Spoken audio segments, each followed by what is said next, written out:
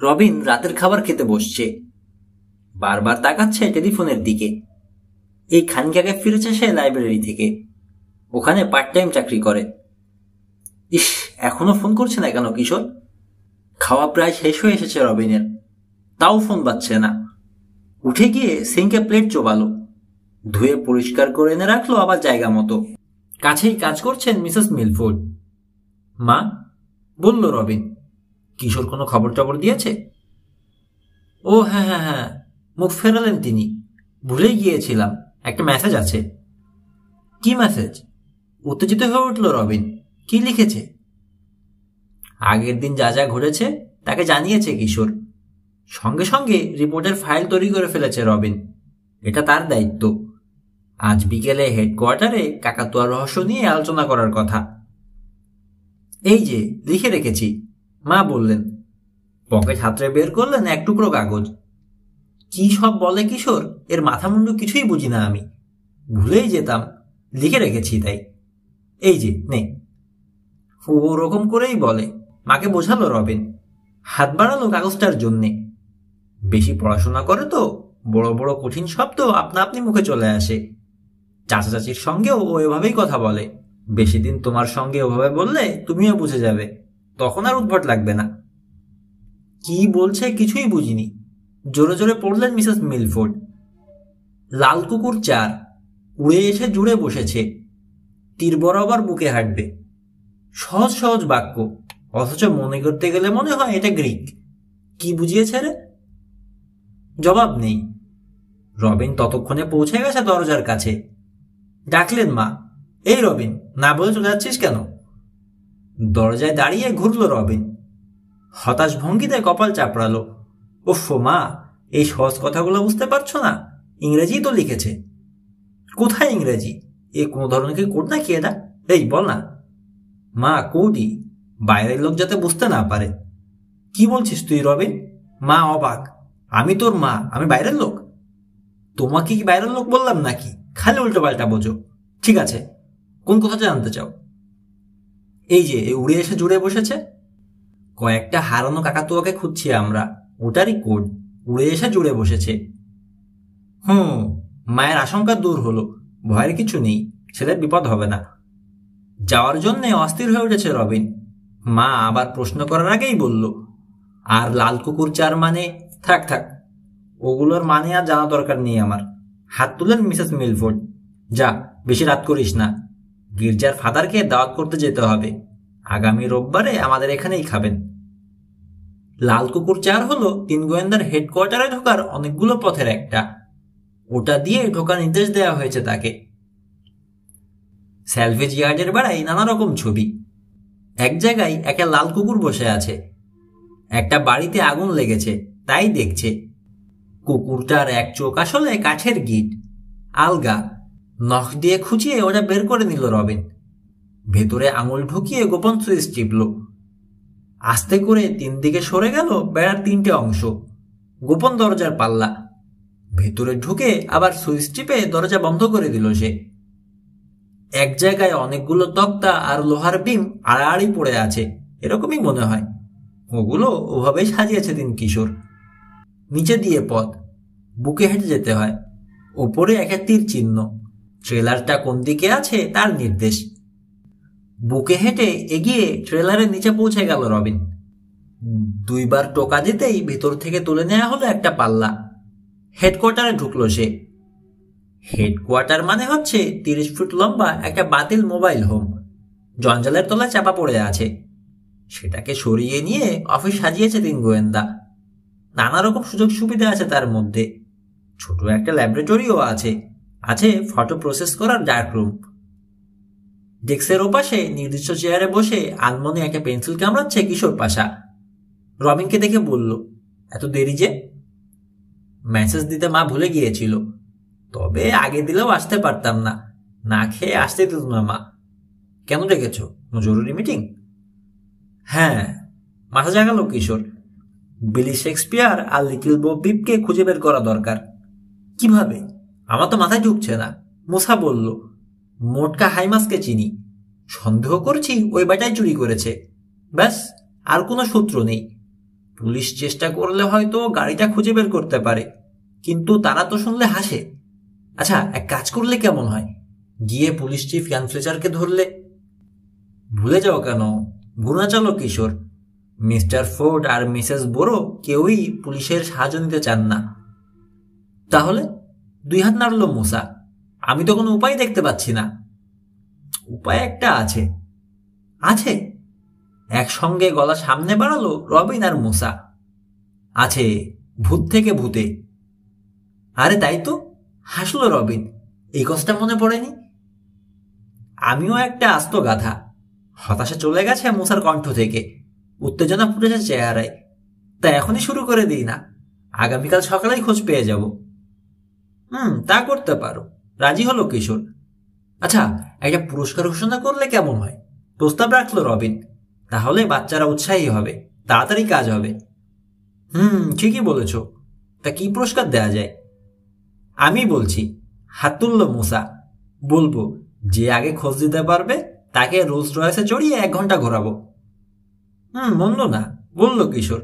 দেখেছি তো ছেলে মেয়েরা যেভাবে চকচকে চোখে তাকায় গাড়িটার দিকে, সে না হয় ঘোরালাম, সেই সঙ্গে কিছু নগদের কথাও বলি, তাই না?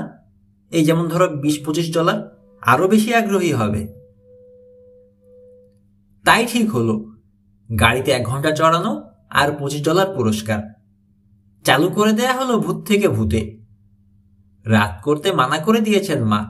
উঠল রবিন। বাড়ি ফিরে দেখলো গুম হয়ে বসে আছেন মা, হাতে রিসিভার। কি হয়েছে মা, কোনো গোলমাল? সেই তখন থেকে কতবার চেষ্টা করছি মিসেস ফেনারকে আসতে বলবো, একা একা কুলিয়ে উঠতে পারবো না, অনেক মেহমান আসবেন, আমাকে সে একটু সাহায্য করবে। দেখ, লাইনই পাচ্ছি না, সবকটা লাইন এঙ্গেজড। কি যে হলো আজ, একটাও খালি নেই।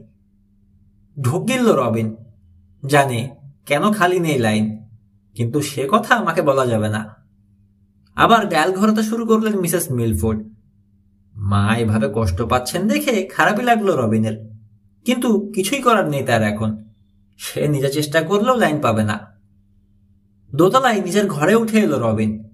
কাপড় ছাড়তে ছাড়তে একটা মোটামুটি হিসাব করলো।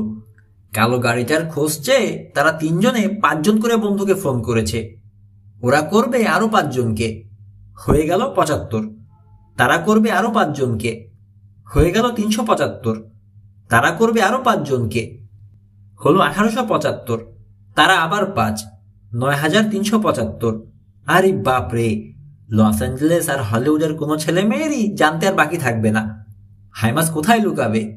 না, কিশোরটা জিনিয়াস। বন্ধু গর্বে আধাত উঁচু হলো রবিনের বুক। শুয়ে পড়ল রবিন। বালিশে হাত তার উপর মাথা রেখে ভাবতে শুরু করলো সে। বিলি শেক্সপিয়ার, লিটল বো পিপ আর তাদের বিচিত্র বুলির কথা। গতকাল থেকে কিছু আছে, কিন্তু ধরতে পারছে না। এখন আর একবার চেষ্টা করল, 2 বি অর নট। আচ্ছা, কাকাতুয়া তোতলাবে কি করে? সে জানে এর কোনো বৈজ্ঞানিক যুক্তি নেই। ইচ্ছে করে ভুলটা শেখায়নি তো। কিন্তু সন্তুষ্ট হতে পারল না রবিন। গোলমালটা ধরতে পারছে না, সেটা অন্য কোথাও। ভাবতে ভাবতে ঘুমিয়ে পড়ল সে। মাঝরাতেই ঘুমের ঘোরেই যেন কানের কাছে কেউ বলল, Little Bo Peep has lost her sheep and does not know where to find it. Call on Sherlock Holmes. ঘুম ভেঙে গেল রবিনের। অখণ্ড নীরবতা। ভুলটা আবিষ্কার করে ফেলেছে তার মগজ।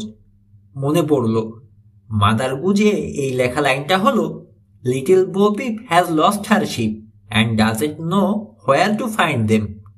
দেমের জায়গায় ইট বলে কাকাতুয়াটা। ব্যাপারটা হয়তো বিশেষ কিছুই নয়, কিন্তু কিশোরের কাছে শিখেছে রবিন, গোয়েন্দাগিরিতে অতি সামান্য ব্যাপারও অবহেলা করতে নেই। চিন্তিত ভঙ্গিতে মাথা দোলালো কিশোর। ঠিকই বলেছ রবিন, এক বচন বহু বচন দুটোর বেলাতেই হয় শিব।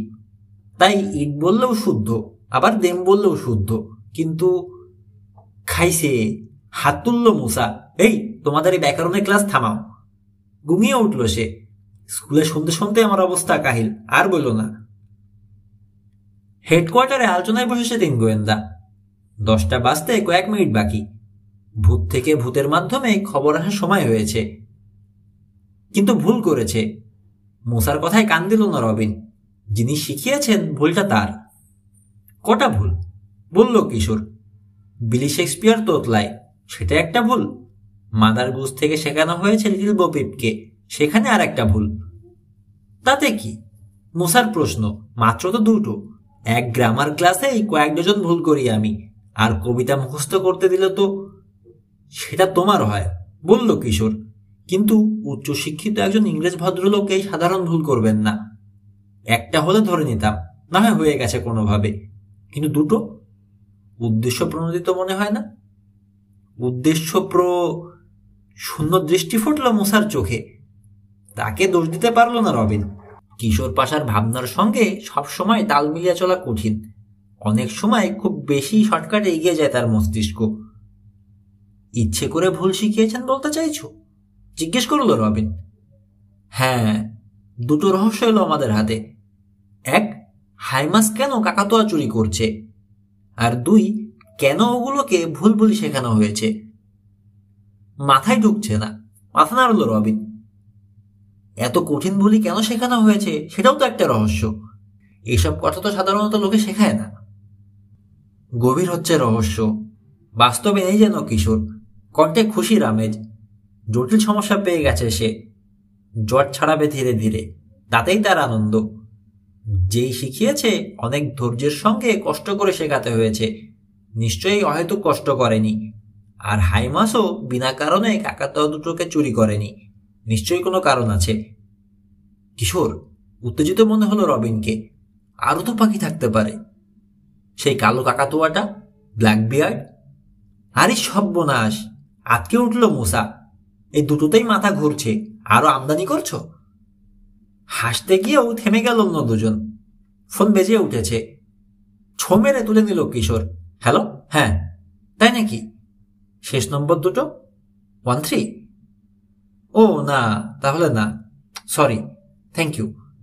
হতাশ হয়ে রেখে দিল রিসিভার। হলিউডের একটা ছেলে, জানালো সে। গাড়ির নম্বর মিলছে না। আবার বাজলো টেলিফোন। রিসিভার কানে ঠেকিয়ে স্পিকারের সুইচ টিপতে আর ভুল করল না কিশোর। সবাই শুনতে পেল পাশের কথা। শান্তা মনিকার একটা ছেলে কালো একটা রেঞ্জার দেখেছে, তবে কয়েক বছরের পুরনো গাড়ি। গাড়িতে ছিল 2 তরুণ দম্পতি। না, এবারেও হলো না। আরো 8 জন ফোন করলো, কিন্তু সবগুলোই বেঠিক। না, কাজ হলো না। হতাশ হয়ে ভাবল কিশোর। ভূত থেকে ভূতে সাহায্য করলো না এবার 3 গোয়েন্দাকে। চুপ করে আছে ওরা। হাইমাসের কোনো খোঁজ খবর পাওয়া যাচ্ছে না। স্পিকারে ডাক শোনা গেল মেরি চাচির। কিশোর, এই কিশোর, একটা ছেলে তোর সঙ্গে দেখা করতে এসেছে মেক্সিকো থেকে। মেক্সিকো থেকে? একই সঙ্গে এই কথাটা মনে পড়লো 3 জনের। কাকাতুয়া বিক্রি করেছে যে ফেরিওয়ালা, তার কথাই জোরালো মেক্সিকান টান ছিল। হুড়োহুড়ি করে 2 সুরঙ্গ দিয়ে বেরিয়ে এলো ওরা। এই যে ও, রবিনের সমান লম্বা রুগ্ন চেহারার এক ছেলেকে দেখালেন মেরি চাচি। মলিন প্যান্ট, শার্টের কয়েক জায়গায় ছেঁড়া। এখন কাজের সময়, তাড়াহুড়ো করে অফিসে চলে গেলেন আবার চাচি। সিনিয়র কিশোর, জানতে চাইল ছেলেটা। আমি, বলল কিশোর। আমি ডিয়েগো। কড়া মেক্সিকান টান কথায়, রিনরিনে সুরেলা কণ্ঠস্বর। আউটোটা কোথায় দেখাবেন? আউটো? বুঝতে পারছে না কিশোর, কিন্তু মুসা বুঝে ফেলল। রোলস রয়েসটার কথা বলছে। ও, ওটা গ্যারেজে, বলল কিশোর। সোনালি আউটো, নিশ্চয়ই খুব সুন্দর। দেখতে ভারী ইচ্ছা করছে। হাসতে গিয়েও হাসল না ছেলেটা। সহজ হতে পারছে না, চোখে ভয়। আমি সিনিয়র কিশোর, আমি গাড়ি খুব ভালোবাসি, সব গাড়ি। কোনো সময় কোনো একদিন আমিও একটা কিনব। গাড়ি? দূরে কাজ করছে বিশাল দেহে 2 ব্যাভারিয়ান ভাই, বরিস আর রোভার। ইয়ার্ডের ট্রাকটা ধুচ্ছে। সেদিকে চেয়ে ছেলেটাকে বলল কিশোর, এসো আমার সঙ্গে। দ্বিধা করল ডিয়েগো। 1 মিনিট বলে ওয়ার্কশপের কোণের দিকে চলে গেল সে। উকি দিয়ে দেখল মোসা। এই প্রথম দেখতে পেল গাধাটা। লোহার খুঁটির সঙ্গে বাঁধা, কাছেই একটা 2 চাকার গাড়ি। আদর করে ধূসর জানোয়ারটার পিঠ চাপড়াল ডিয়েগো। থাক এখানে রিঙ্গো, আমি আসছি। বাক্স, ছোট ড্রাম, যে যা পেল তারই উপর বসলো 4 জনে ওয়ার্কশপে। নানা রকম লোভনীয় জিনিস ছড়িয়ে ছিটিয়ে আছে। চোখ বড় বড় করে দেখছে ডিয়েগো। ডিয়েগো, বলল কিশোর, তুমি কি কালো একটা রেঞ্জারের কথা বলতে এসেছ? এত জোরে মাথা ঝাঁকালো ডিয়েগো, মুসার মনে হলো গলা থেকে ছিঁড়ে না যায়। সি সি সিনিয়র কিশোর, কাল রাতে আমার বন্ধু টিরানো দেখা করতে এসেছিল। বলল একজন সিনিয়র কিশোর একটা কালো রেঞ্জারের খোঁজ জানতে চান। শেষ দুটো নম্বর হলো 13। রুদ্ধশ্বাসে অপেক্ষা করছে 3 গোয়েন্দা। তাদের আগ্রহী চোখের দিকে চেয়ে আশা বাড়ল ডিয়েগোর। আরো বলল পুরস্কার দেওয়া হবে। পুরস্কার? চেঁচিয়ে উঠল উত্তেজিত মোসা। এটা দেখে ভয় পেয়ে গেল বেচারা ডিয়েগো। নিশ্চয়ই, তুমি গাড়িতে দেখেছ? কোথায়? দেখেছি। 3 গোয়েন্দার মুখের দিকে তাকাচ্ছে ডিয়েগো। মোটা এক লোকের, কিন্তু সে যে এখন কোথায়? আঙুলে গুনল। 1, 2, 3, 4। 7 দিন আগে দেখেছি, তারপর আর দেখিনি। 7 দিন? ফোঁস করে নিঃশ্বাস ফেলল মোসা। হতাশ হয়েছে। কোনো লাভ হলো না। এতদিন তুমি মনে রাখলে কিভাবে? গাড়ি সাংঘাতিক ভালোবাসি আমি। গাড়ি আমার স্বপ্ন। কালো রেঞ্জারটা দারুণ একটা গাড়ি। লাইসেন্স নম্বর মুখস্থ হয়ে গেছে, AK4513। লাল চামড়ায় মোড়া গদি। সামনের বাম্পারের ডান দিকে ছোট একটা ঘষার দাগ আছে। পেছনের বাম্পারে এক জায়গায় টোল খাওয়া। ছেলেটার উপর ভক্তি এসে গেল 3 গোয়েন্দার। গাড়ির ব্যাপারে অনেক ছেলেরই অনেক রকম হবি আছে। কয়েক বছর পরেও একটা বিশেষ গাড়ির কথা মনে রাখতে পারে। তবে বেশিরভাগ ক্ষেত্রেই বড়জোর কি গাড়ি আর কি রং, এই পর্যন্ত। কিন্তু ডিয়েগো ঠিক মনে রেখেছে লাইসেন্স নম্বর, বাম্পারের কোথায় দাগ, কোথায় টোল খাওয়া, সব। 1 হপ্তাহ পরেও এত খুঁটিনাটি মনে রাখা সত্যিই কঠিন। পুলিশকে জানালে সহজেই খুঁজে বের করে ফেলতে পারবে। নিচে ছোটে চিমটি কাটছে কিশোর। কিন্তু আমরা কথা দিয়ে এসেছি পুলিশকে কিছু জানাবো না। ডিয়েগোর দিকে ফিরল। 2-1 দিনের মধ্যে আর দেখা হয়নি না? মাথা নাড়ল মেক্সিকান ছেলেটা। তার বাদামি 2 চোখ বিষণ্ণ। পুরস্কার পাচ্ছি না তাহলে? গাড়িতে চড়তে পারছি না মনে হয়। সোনালি আউটোটা কি সুন্দর। হয়তো চড়তে পারবে, আশ্বাস দিল কিশোর। ডিয়েগো, মোটা লোকটাকে কোথায় কিভাবে দেখলে বলো তো? আমার চাচা স্যান্টিনোর সঙ্গে দেখা করতে এসেছিল কাকাতুয়াগুলোর জন্যে। কাকাতুয়া? বলে উঠল মোসা। তোমার চাচাই কি তাহলে বিলি শেক্সপিয়ার আর লিটল ববিকে বিক্রি করেছে? মাথা ছাকালো ডিয়েগো। অন্যগুলো সবকটারই অদ্ভুত নাম। অদ্ভুত নাম? দ্রুত রবিনের দিকে একবার তাকালো কিশোর। নামগুলো মনে আছে? ঘন কালো চুলে আঙুল চালালো ডিয়েগো। তারপর আবার মাথা নাড়ল। আছে, শেরলক হোমস আর রবিন হুড। নোটবই বের করে ফেলেছে রবিন। লিখতে লিখতে বিড়বিড় করল, Sherlock Holmes, Robin Hood, Captain Kidd আর স্কারফেস। যোগ করল ডিয়েগো। স্কারফেসের 1 চোখ কানা। নাম দুটো দ্রুত লিখে নিল রবিন। 6টা হলো। আর ছিল? মাথা নাড়তে গিয়েও নাড়ল না ডিয়েগো। উজ্জ্বল হলো চোখ। হ্যাঁ হ্যাঁ, ছিল ছিল, কালোটা। Black beard the pirate. সুন্দর কথা বলে। ওই একটা ছাড়া বাকি 6টার মাথায় হলুদ। ব্ল্যাক বিয়ার্ডের কালো। ব্ল্যাক বিয়ার্ড দ্য পাইরেট লিখে নিল রবিন। ওটার কথা বলেছিলেন বটে মিস্টার ফোর্ড। কিশোর, কি মনে হয় 7টাই জড়িত? পরে জানা যাবে এটা, জবাব দিল কিশোর। ডিয়েগো, মোটা লোকটা কি ওই কাকাতুয়াগুলোর জন্য এসেছিল? সি। তোমার চাচা দিয়েছেন? না সিনোর। বিষণ্ণ ছায়া নামলো আবার ডিয়েগোর চেহারায়। তার আগেই বিক্রি করে দিয়েছে চাচা। লোকটা $1000 দিতে চাইলো, কিন্তু পাখি কোত্থেকে দেবে চাচা? দিতে পারলে তো খুবই ভালো হতো। এতগুলো টাকা। রেগে গিয়ে চাচাকে যাচ্ছে তাই গালাগাল করলো লোকটা। কোথায় বিক্রি করেছে ঠিকানা জিজ্ঞেস করলো। চাচা তাও বলতে পারলো না। কি করে বলবে বলুন? চাচা তো আর লেখাপড়া জানে না। তাছাড়া কখন কোথায় কোন পাখি বিক্রি করেছে সব কথা কি মনে থাকে ফেরিওয়ালার? তার মানে বাকি কাকাতুয়াগুলোরও খোঁজে রয়েছে হাইমাস? 2 সহকারের দিকে চেয়ে বলল কিশোর।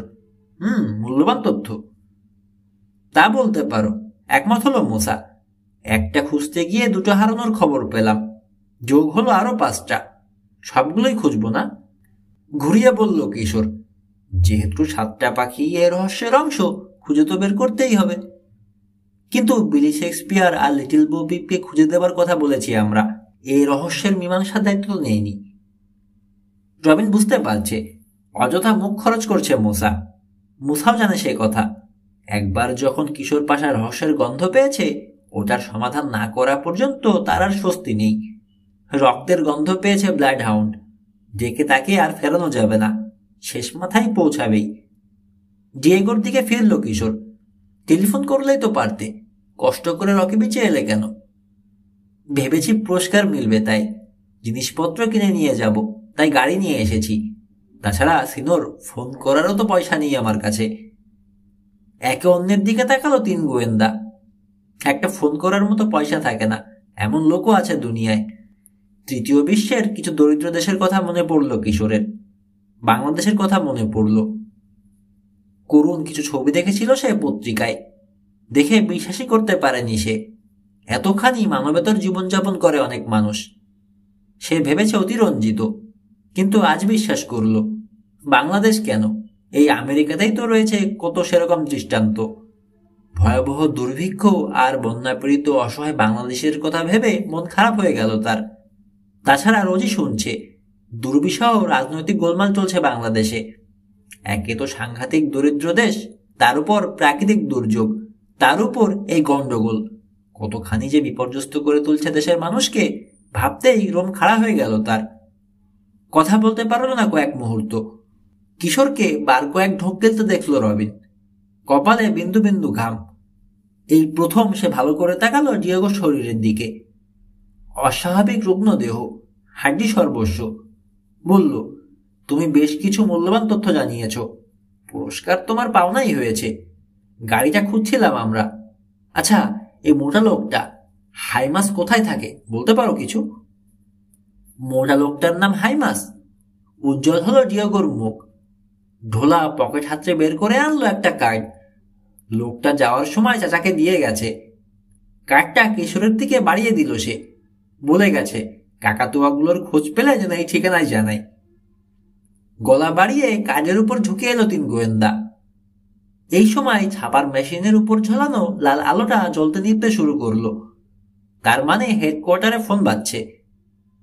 ডিয়েগো, কিশোর বলল, ঘুরে বসে চোখ বন্ধ করো। অবাক হলো ছেলেটা, কিন্তু যা বলা হলো করল। মুসা, রবিন, তোমরা থাকো, আমি দেখে আসি। 2 সুরঙ্গের মুখের ঢাকনা সরিয়ে ভেতরে ঢুকে পড়ল কিশোর। আবার জায়গা মতো লাগিয়ে দিল ঢাকনাটা। ফোন তুলতেই ভেসে এলো এক মহিলা কণ্ঠ। হ্যালো, খুব নিচু গলায় বলল, যেন তার কাছাকাছি কেউ শুনে ফেলবে। তুমি কি কিশোর পাশা, মিস্টার হাইমাসের গাড়ি খুঁজছ? হ্যাঁ ম্যাডাম, বলতে পারেন কোথায় আছে? এমন এক জায়গায় আছে যেখানে কেউ খুঁজে পাবে না। রাগ বোঝা যাচ্ছে, তুমিও খোঁজার চেষ্টা করো না। শুনছো, উনি খুব বদরাগী, তার কাজে বাধা দিলে বিপদে পড়বে, ওর কাজে নাক গলাবে না, এই বলে দিলাম। কিশোর কিছু বলার আগেই লাইন কেটে গেল। ওয়ার্কশপে ফিরে এলো কিশোর। বলল, ডিয়েগোর পুরস্কার দিয়ে দেবো আমরা, তার বাড়ি যাব, আঙ্কেল স্যান্টিনোর সঙ্গে কথা বলবো। ঠিক পথে এগোচ্ছি আমরা, এটা বুঝতে পারছি। তার শেষ কথাটা রহস্যময় মনে হলো অন্য 2 গোয়েন্দার কাছে। 2 ঘন্টা পর 2টো গাড়ির বিচিত্র এক মিছিল দ্রুত এগিয়ে চলেছে উপকূলের মহাসড়ক ধরে। আগেরটা কুচকুচে কালো, সোনালি অলঙ্করণ, রাজকীয় রোলস রয়েস, অবশ্যই হ্যান্ডসাম চালাচ্ছে। পেছনের সিটে বসেছে কিশোর, মোসা আর ডিয়েগো। রবিন গেছে লাইব্রেরিতে, চাকরিতে। উত্তেজনা চেপে রাখতে পারছে না ডিয়েগো, লাল হয়ে উঠেছে গাল।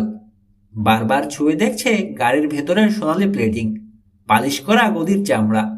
সোনালি রঙের ওয়্যারলেস টেলিফোনটা দেখে এমন ভাব করলো যেন ওটা অপার্থিব, স্বপ্ন দেখছে, ধরার জন্য হাত বাড়ালেই মিলিয়ে যাবে। বিড়বিড় করলো, সোনালি অটো, এত সুন্দর, আমি চড়তে পারবো কল্পনাই করিনি। এক উচ্ছ্বসিত মুহূর্তে সে 2 গোয়েন্দাকে জানালো বড় হয়ে সে গাড়ির মেকানিক হবে। রোলস রয়েসের পেছনে আসছে স্যালভেজ ইয়ার্ডের ঝরঝরে ঐতিহাসিক। মুসা নামটা রেখেছে, শব্দটা অনেক শুনেছে কিশোরের মুখে। বাংলাদেশে কিছু হলেই নাকি সেটা ঐতিহাসিক হয়ে যায়। তাহলে ট্রাকের ঐতিহাসিক হতে বাধা কোথায়? চালাচ্ছে বরিস। তাতে বোঝাই করা হয়েছে ডিয়েগোর পুরস্কারের টাকায় কেনা মালপত্র ইয়ার্ড থেকেই কিনেছে সে। কি জিনিস কিনতে চায় ডিয়েগো এটা শুনে অবাক হয়েছিল তিন গোয়েন্দা। কিছু শক্ত তক্তা, একটা পুরনো আস্ত দরজা, একটা জানালা, কিছু তার কাটা আর টুকিটাকি আরো কিছু জিনিস, সবই ঘর মেরামতের কাজে লাগে। মেরি চাচির কানে কানে তখন কি ফিসফিস করেছে কিশোর। সব জিনিসের দাম অসম্ভব কমিয়ে ধরেছেন চাচি, কিন্তু সেটা বুঝতে দেননি ডিয়েগোকে। বলেছেন পুরনো জিনিসের দাম ওরকমই। এত কিছু কেনার পরেও পুরস্কারের $5 বেঁচে গেছে তার। পকেটে বারবার হাত ঢুকিয়ে দেখছে ডিয়েগো। তার জন্য এটা এখন রাজার সম্পদ। জিনিসপত্র সব তোলার পর সমস্যা দেখা দিয়েছিল ডিয়েগোর গাধা আর গাড়িটা নিয়ে। কিভাবে নেওয়া হবে সমাধান করে দিয়েছে বরিস আর রোভার। ও দুটোকেও তুলে দিয়েছে ট্রাকের পেছনে। রাস্তার লোক হা করে দাঁড়িয়ে যাচ্ছে, কৌতূহলী চোখে দেখছে বিচিত্র মিছিলটাকে। একটা অত্যন্ত দরিদ্র পল্লীতে এসে ঢুকলো রোলস রয়েস। ছোট ছোট কুড়ে ঠেকাটুকু দিয়ে দাঁড় করিয়ে রাখা হয়েছে কোনো মতে, বেশিরভাগই ভাঙা। একপাশে ছোট একটা ফসলের মাঠ।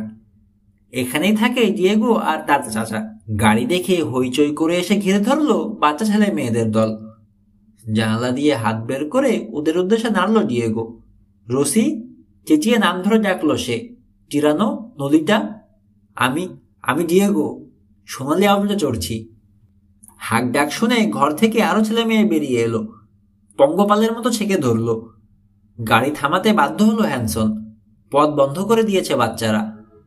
সবাই ছুঁয়ে দেখতে চায় রোলস রয়েস। তীক্ষ্ণ কণ্ঠে হুঁশিয়ার করলো ওদেরকে ডিয়েগো। স্প্যানিশ ভাষায় ধমক ধমক দিল। পিছিয়ে গেল ওরা। এগোবো মাস্টার পাশা, অনুমতি চাইল হ্যানসন। আশ্চর্য শান্ত মেজাজ। অন্য ড্রাইভার হলে রেগে বাচ্চার দলকে গালাগাল শুরু করতে এতক্ষণে। না, পেছনে তাকিয়ে রয়েছে ডিয়েগো। খানিকটা খোলা জায়গার পর বড় বড় একটা কুড়ে, তার পেছনে ক্ষতবিক্ষত একটা গ্রিন হাউস। ওটাই আমাদের ঘর। গাড়ি নেওয়ার দরকার কি, হেঁটে হেঁটেই তো যেতে পারি। পথও খুব খারাপ, এত সুন্দর গাড়িটা চোট পাবে। গদি মোড়া দেয়ালে হাত বলল সে। প্রস্তাবটা মনে ধরল কিশোরের। নেমে এলো তিন কিশোর। থ্যাংক ইউ হ্যানসন, কিশোর বলল। গাড়ি আর লাগবে না, চাকে করেই ফিরতে পারবো। আপনার আর কষ্ট করে লাভ নেই, চলে যান। বরিস ট্রাক নিয়ে পৌঁছেছে। তাকে বলল কিশোর, আপনি ওই বাড়িটার সামনে যান, আমরা যাচ্ছি। স্বভাব খসখসে গলায় হোকে বলে এগুলো বরিস। গাড়ি ঘুরিয়ে নিয়ে চলে গেল হ্যানসন। মেক্সিকো থেকে যখন এলো চাচা, পকেট খালি। হাঁটতে হাঁটতে বলল ডিয়েগো।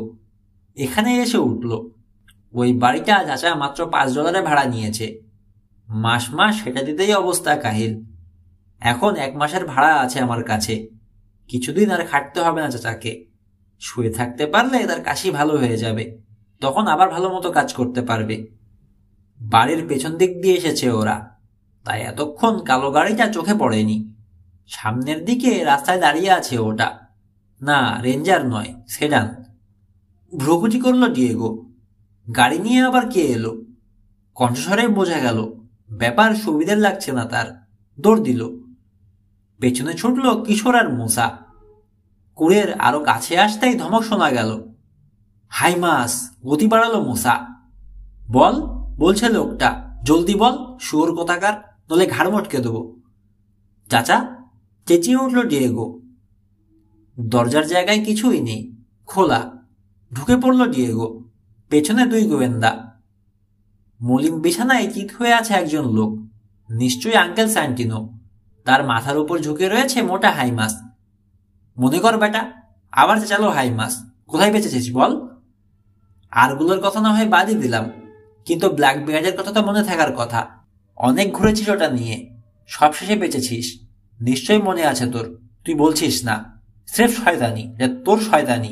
4টে পেয়েছি, আরগুলো কোথায় বল? শিকারি কুকুরের মতো গিয়ে লোকটার উপর ঝাঁপিয়ে পড়ল ডিয়েগো, কিন্তু টলল না দানব। হাত দিয়ে ঝেড়ে ফেলে দিল রোগা ছেলেটাকে, যেন পোকা তাড়ালো। তারপর ঘুরল ঝটকা দিয়ে। আবার এসে ঝাঁপ দিল ডিয়েগো। শার্টের কলার চেপে ধরে চোখের পলকে তাকে শূন্য তুলে ফেললো হাইমাস। অসহায় ভঙ্গিতে ঝুলে থেকে হাত পা ছুটতে লাগলো ছেলেটা। মুসা আর কিশোরের দিকে চেয়ে শাসালো, খবরদার এগোবে না, তাহলে কিন্তু পিচকিটার ঘাড় মুটকে দেবো। থেমে গেল মুসা। কিশোরও দাঁড়িয়ে পড়ল। রাগে জ্বলছে হাইমাসের চোখ। জানোয়ারের মতো ঘর ঘরে আওয়াজ বেরোচ্ছে কণ্ঠ থেকে। কলার ধরে ঝাঁকাচ্ছে ডিয়েগোকে। সইতে পারল না পুরনো কাপড়। শার্টের কলার ছিঁড়ে থুপ করে মাটিতে পড়ে গেল ডিয়েগো। পড়েই দুহাতে পা জড়িয়ে ধরল হাইমাসের। লাথি মেরে পা ছাড়ানোর চেষ্টা করলো হাইমাস, পারল না। যোগ হয়ে গেছে যেন ডিয়েগো। এই সুযোগ। লাফিয়ে উঠল মুসা। মাথা নিচু করে ছুটে এলো সে। তার বিখ্যাত কৌশল প্রয়োগ করল সে হাইমাসের ভুঁড়িতে। কেঁপে উঠল যেন পাহাড়। শক্ত খুলির প্রচণ্ড আঘাতে হাউক করে উঠল হাইমাস। টলমল করেও সামলে নিল কোনো মতে, পড়ল না। মুসার মাথার এক গুঁতো খেয়েই বুঝে গেছে হাইমাস ব্যাপার সুবিধের নয়। প্রাণপণে লাথি মেরে ডিয়েগোকে ছাড়িয়েই দৌড় দিল সে দরজার দিকে। পত্রত করল কিশোর, কিন্তু লোকটার তুলতুলে শরীরে মোষের শক্তি। এক ধাক্কায় তাকেও ফেলে দিয়ে বেরিয়ে গেল দরজা দিয়ে। কিশোরকে টেনে তুলতে গিয়ে দেরি করে ফেলল মুসা। ছুটে বাইরে বেরোলো তিন কিশোর। স্টার্ট নিয়েছে ততক্ষণে সেডান। বরিসের ট্রাকটাও এসে থামলো, কিন্তু লাভ নেই। মাল বোঝায় ঝরঝরে ট্রাক নিয়ে অনুসরণ করার কোনো মানে হয় না। ধরা যাবে না সেডানটাকে। ইস, আফসোস করলো মুসা। বরিস নামা পর্যন্ত যদি আটকে রাখতে পারতাম। হ্যান্ডসল থাকলেও হতো, পিছু দিতে পারতাম। হাঁপাচ্ছে কিশোর, কি আর করা। তবে বেটার কার্ড আছে আমাদের কাছে, নামধাম আছে। কতদিন পালিয়ে থাকবে, দেখছো কেমন জেগে যায়। হাইমাস না ওটা, হিপোপটেমাস। মাথা চলছে মুসা। ভুঁড়ি তো না, মনে হলো রবারের ব্যাগের মধ্যে ঢুকে যাচ্ছি। তা বেটা ও রাগলে আমাদের কি লাভ। ভয় থেকেই জন্ম নেয় রাগ, ব্যাখ্যা করলো কিশোর। ভয় পেয়েছে বেটা। আর তোমার গুঁতো খাওয়ার পর তো আরো চমকে গেছে। আমাদেরকে ভয় পায় বলতে চাইছো? মুসা বলল। আর আমরা? Nervous but confident. অন্যমনস্ক হয়ে গেছে কিশোর। কি বললে এটা, ইংরেজি না গ্রিক? জবাব না দিয়ে ঘুরল কিশোর। চাচাকে পানি খাওয়াচ্ছে ডিয়েগো। ঘরে একটা মাত্র নড়বড়ের চেয়ার, উল্টে পড়ে আছে। তুলে সোজা করে রাখলো ওটা মুসা। তাদের দিকে ফিরে তাকালো স্যান্টিনো। কাশলো কয়েকবার, তারপর বলল, তোমরা আমাকে বাঁচিয়েছ, নইলে মেরেই ফেলতো। আবার কাশতে শুরু করলো। থাক থাক, কথা বলবেন না। হাত তুলল কিশোর। ব্ল্যাক বিয়ার্ডের খোঁজ নিতে এসেছিল মোটকাটা, বলল ডিয়েগো। মনেই রাখতে পারে না যা কিছু, বলবে কি। তবে সেদিন বলেছিল কোন এলাকায় নাকি কোন একটা বাড়ি থেকে 3-4 ব্লক দূরে এক মহিলার কাছে বিক্রি করেছে। মোটকা বেশি রেগে গিয়েছিল, বলল মুসা। কিছু একটা ব্যাপার আছে পাখিগুলোর, ওই বেটা জানে। এবং ব্যাপারটা খুব জরুরি, যোগ করল কিশোর। খুব মূল্যবান তার কাছে। কিন্তু কি? বাধা দিল বরিস। দরজায় এসে দাঁড়িয়েছে। জিজ্ঞেস করল, মাল নামাবো? হ্যাঁ নামান, বলল কিশোর। বরিসের পেছনে এসে দাঁড়ালেন এক বয়স্ক মহিলা। হাতে কার্ডবোর্ডের একটা বাক্স, তাতে ছোট ছোট অসংখ্য ছিদ্র, ঝাঁঝরির মতো। পথে হাত তুললেন মহিলা। বলল বরিস, এদিকেই আসছিলেন, তুলে নিলাম। সেজন্যই আমার আসতে দেরি হয়েছে। কই সে ধোকাবাজটা কই? 2 গোয়েন্দার দিকে চেয়ে বললেন মহিলা। ফেরিওয়ালার বাচ্চা, স্যান্টিনো না ফ্যান্টিনো। মুসা আর কিশোরকে সরিয়ে এগিয়ে এলো ডিয়েগো। চাচার শরীর খারাপ কেন? টাকা ফেরত চায়, কড়া গলায় বললেন মহিলা। পাখির ব্যবসা করে না ঠকবাজি করে? কাকাতুয়া বলে দিয়ে এসেছে একটা স্টার্লিং। ভাগ্যিস আমার জামাই এসেছিল, পাখি চেনেছে। বলল এটা কাকাতুয়া না। হাতের বাক্সটা ডিয়েগোর হাতে ধরিয়ে দিলেন তিনি। দাও, আমার $5 ফেরত দাও, নইলে পুলিশের কাছে যাব কিন্তু। মুখ কালো হয়ে গেল ডিয়েগোর। বাক্সটা মুসার হাতে দিয়ে পকেট থেকে বের করলো $5।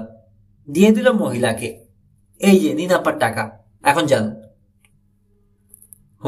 এবারের মতো মাফ করে দিলাম। গজগজ করতে করতে বেরিয়ে গেলেন মহিলা। 2 গোয়েন্দার দিকে ফিরল ডিয়েগো। নিশ্চয়ই ব্ল্যাক বিয়ার্ড। কি পাখি ওটা আমিও চিনি না, চাচা তো চিনবেই না। কোন ধরনের কাকাতুয়াই হবে হয়তোবা। মুসার কাছ থেকে নিয়ে বাক্সটা খুলল সে। ফুট করে বেরিয়ে সোজা গিয়ে মুসার কাঁধে বসলো কালো পাখিটা, উজ্জ্বল হলদে ঠোঁট। স্টার্লিং কোথায়? চেঁচিয়ে উঠল কিশোর। জামাইও পাখি চেনে না, এটা ময়না। কাকাতুয়ার চেয়ে ভালোভাবে কথা শেখে, বলতে পারে। ভালো ট্রেনিং পাওয়া ময়নার দাম কাকাতুয়ার চেয়ে বেশি। I am Blackbeard the pirate. খসখসে কঠিন কণ্ঠে বলে উঠল ময়না, যেন সত্যি একজন জলদস্যু। I have buried my treasure where dead men guide it ever. Yo ho, and a bottle of rum. তারপর মুখ খারাপ করে গাল দিল কয়েকটা, যা জলদস্যুকেই মানায়। ব্ল্যাক বিয়ার্ড বলল উত্তেজিত কিশোর। এটার জন্যই খেপে গিয়েছিল তখন হাইমাস। খুব খিদে পেয়েছে যেন ময়নাটার, তাকালো এদিক ওদিক। ধারে কাছে আর কোনো খাবার নেই। মুসার কানটা খুব লোভনীয় মনে হলো তার কাছে। দিল কষে এক ঠোকর, লতি ছিঁড়ে আনার জন্যে। উফ, মেরে ফেলেছে রে বলে মুসা দিল চিৎকার। ভয় পেয়ে উড়ে গেল ময়নাটা, বেরিয়ে গেল খোলা দরজা দিয়ে। গেল, মাথা কাত করলো কিশোর। মুসা, একটা মূল্যবান সূত্র দাঁড়ালে। আমি কি করব? রুমাল দিয়ে কানালতে চেপে ধরেছে মুসা, ফুটো করে ফেলেছে কান। এই দেখো না রক্ত। প্রায় ছুটে বাইরে বেরোলো কিশোর, কিন্তু কোথাও দেখা গেল না ময়নাটাকে। চলে গেছে। ইংরেজি ভালো বলতে পারে না স্যান্টিনো, তাই কিশোরের সঙ্গে কথা বলার সময় দোভাষীর কাজটা নিতে হলো ডিয়েগোকেই। শুরুতে কয়েক সাধারণ প্রশ্ন করল কিশোর, মাথা নেড়ে শুধু সি সি করল স্যান্টিনো। তারপর আরেকটা প্রশ্নের জবাবে চাচার হয়ে ডিয়েগো বলল, চাচা 2 বছর আগে এখানে এসেছে। মেক্সিকো থেকে এসেছে গাধার গাড়িতে চড়ে। হ্যাঁ, ডিয়েগোই নিয়ে এসেছে। চাচা মালির কাজ খুব ভালো জানে, বিশেষ করে ফুল চাষে ওস্তাদ। কিন্তু হলিউডে এসে কোনো কাজ পেল না। তারপর একজন বলল ফুলের ব্যবসা করতে। খোঁজ করতে করতে চাচা চলে এলো এখানে, ভাঙা গ্রিন হাউসটার কথা শুনে। হাউসের বেশিরভাগ কাজই ভাঙা, তবু দেখে দেখে চাচার মনে হলো কোন কোন জাতের ফুল জন্মানো সম্ভব। মাসিক $5 ভাড়া নিয়ে নিল। পুরনো টিন জোগাড় করে লাগালো ভাঙা কাচের জায়গায়। বাতাস আর তাপ মোটামুটি ঠেকানো গেল এতে। ভালো জাতের দুর্লভ কিছু ফুলের চাষ করলো ভেতরে, বাইরে লাগালো সাধারণ ফুল। আবহাওয়া আর তাপমাত্রার কম বেশিতে যেগুলোর কিছু হয় না, সেই ফুল গাধার গাড়িতে করে শহরে নিয়ে গিয়ে বিক্রি করে খাওয়া পড়া চলে যেত কোনো মতে। চলে যাচ্ছিল। এই সময় একদিন লম্বা রোগা এক লোক এলো এখানে। তার নাম লং জন সিলভার। রোগে ভুগে কাহিল, টাকা পয়সা নেই, এসে থাকতে চাইল। লোকটার অবস্থা দেখে মানা করতে পারল না চাচা। সিনোর সিলভারের সঙ্গে ছিল একটা নাবিকদের ব্যাগ, তাতে তার পুরনো কাপড় চোপড় আর একটা বাক্স, ধাতুর তৈরি, চ্যাপটা, এই এত বড়। হাত ছড়িয়ে দেখালো ডিয়েগো বাক্সটা কত বড় ছিল। সি সি বলে মাথা নাড়ল স্যান্টিনো, বোঝালো ডিয়েগো ঠিকই বলেছে। 14 ইঞ্চি বাই 24। মনে মনে দ্রুত হিসেব করে নিয়ে বিড়বিড় করল কিশোর। হ্যাঁ, তারপর? বাক্সটায় শক্ত তালা লাগানো থাকতো, বলল ডিয়েগো। মাথার নিচে রেখে ঘুমাতো। রোজ রাতে ডালা খুলে বাক্সের ভেতর তাকাতো। খুব সুখী মনে হতো তখন তাকে, মুখে হাসি ফুটত। আবার মাথা নাড়ল স্যান্টিনো, সি সি, খুব সুখী। চাচা একদিন সিনোর সিলভারকে জিজ্ঞেস করলো বাক্সে কি আছে। ঘন চুলের বোঝায় আঙুল চালালো ডিয়েগো, মনে করার চেষ্টা করছে। লোকটা রহস্যময় হাসি হেসে বলল, বাক্সে আছে রামধনুর একটা টুকরো, আর তলায় এক পাত্র সোনা। রামধনুর একটা টুকরো, তার তলায় এক পাত্র সোনা। ডিয়েগোর কথার প্রতিধ্বনি করল না কিশোর, ভুরু কুচকে গেছে। রহস্যময় বর্ণনা। হ্যাঁ, তারপর? চাচা অসুখে পড়ল, ভীষণ কাশি। আমাকে আসার জন্য খবর পাঠালো মেক্সিকোয়। তাকে দেখার কেউ ছিল না এখানে, এলাম। কিন্তু ফুল চাষের ব্যাপারে সাহায্য করতে পারলাম না, কাজ জানি না। আমাকে এনেও বিশেষ লাভ হয়নি চাচার। কি বলিস লাভ হয়নি? বাধা দিয়ে ভাঙা ইংরেজিতে বলল স্যান্টিনো। তুই না এলে আমাকে এখানে দেখে রাখতো কে? আমি যতদিনে মরেই যেতাম। আরে না, চাচা বাড়িয়ে বলে, আমাকে ভালোবাসে তো। উজ্জ্বল হলো ডিয়েগোর মুখ। যাই হোক, সিনোর কিশোর, আমি এসেও সিনো সিলভারকে দেখেছি। চাচার চেয়ে বেশি অসুস্থ। কি অসুখ জিজ্ঞেস করলাম, শুধু বলল এমন এক অসুখ যা কোনোদিন সারবে না। কেন সারবে না জিজ্ঞেস করলাম। বাক্স খুলে সোনার পাত্র থেকে সোনা বিক্রি করে ভালো ডাক্তার দেখানোর পরামর্শ দিলাম, কিন্তু হাসলো সে। কিন্তু আমার মনে হলো হাসি নয়, কাঁদলো। বলল, দুনিয়ার তাবৎ সোনা বিক্রি করেও তার রোগ সারানো যাবে না। ও বলল, লম্বা দম নিল ডিয়েগো। মনে করার চেষ্টা করছে ঠিক কি কি বলেছিল সিলভার। ও বলল, তাছাড়া পাত্রের সোনা বিক্রিও করা যাবে না। নাম ভারিয়ে বেআইনিভাবে আমেরিকায় ঢুকেছে সে। বেচতে গিয়ে ধরা পড়লে পুলিশ আবার তাকে পাঠিয়ে দেবে ইংল্যান্ডে, যেখান থেকে এসেছে। যতদিন বাঁচে রোজ রামধনুটা দেখে দেখে দুঃখ ভোলার চেষ্টা করবে। তারপর সে একদিন বলল শিগগিরই চলে যাচ্ছে সে। মেঘ জমল ডিয়েগোর সরল নিষ্পাপ চেহারায়। তখন বুঝিনি কি বলতে চেয়েছে। একদিন বাইরে থেকে 7টা খাঁচা নিয়ে ফিরল সিনর সিলভার। 7টাই 7টা কাকাতুয়া, সব কটার হলদে ঝুড়ি। গ্রিন হাউসে রেখে ওগুলোকে কথা শেখাতে শুরু করলো। দ্রুত চোখে চোখে তাকালো একবার কিশোর আর মোসা। কাকাতুয়া রহস্যের অন্ধকারে আলোর আভাস দেখা যাচ্ছে। পাখি পোষ মানাতে জানতো সিলভার, বলে গেল ডিয়েগো। বলতে ভুলে গেছি, ব্ল্যাক বিয়ার্ডকে আগেই নিয়ে এসেছিল সে। প্রথম যখন এখানে আসে তখনই কাঁধে ছিল কালো পাখিটা। সারাক্ষণ তার কাঁধে বসে থাকতো পাখিটা, আর মুখ খারাপ করে গালাগাল করত। খুব মজা পেত সিনর সিলভার, জোরে জোরে হাসত। গ্রিন হাউসে কাজ চলল। দিনের পর দিন ওখানে কাটাতে লাগলো সিনর সিলভার। এক একটা কাকাতুয়ার একটা করে বিচিত্র নাম দিল, বিচিত্র সব বুলি শেখাতে লাগলো। আমার কাছে খুব কঠিন মনে হতো কথাগুলো, ঠিক বুঝতাম না। হ্যাঁ, কঠিনই, মাথা দোলালো কিশোর। ইংরেজি সাহিত্য আর ইতিহাস থেকে নেওয়া হয়েছে, সেজন্যেই দুর্বোধ্য ঠেকেছে তোমার কাছে। মনে আছে কোনো বুলি? না। ফোঁস করে নিঃশ্বাস ফেলল ডিয়েগো। বুঝিনি, মনে রাখবো কি? একদিন একটা কাকাতুয়া মারা গেল। খুব মুষড়ে পড়ল সিনর সিলভার। শেষে আপন মনেই বলল, কি আর করা, ওটার জায়গা ব্ল্যাকবিয়ার্ড দখল করবে। যাই হোক, 6টা কাকাতুয়া আর কালো কাকাতুয়াটাকে, তোমরা যেটাকে ময়না বলছো, বুলি শেখানো শেষ হলো। সিনর সিলভার নিজেও ময়নাটাকে বলতো রেয়ার প্যারট। কি জানি, নাক চুলকালো কিশোর। কোনো ব্যাপারকে ঘোরলো করার জন্যই হয়তো বলতো। তারপর বিষণ্ণ ভঙ্গিতে হাত নাড়ল ডিয়েগো। তারপর আর কি, চলে গেল সিনর সিলভার।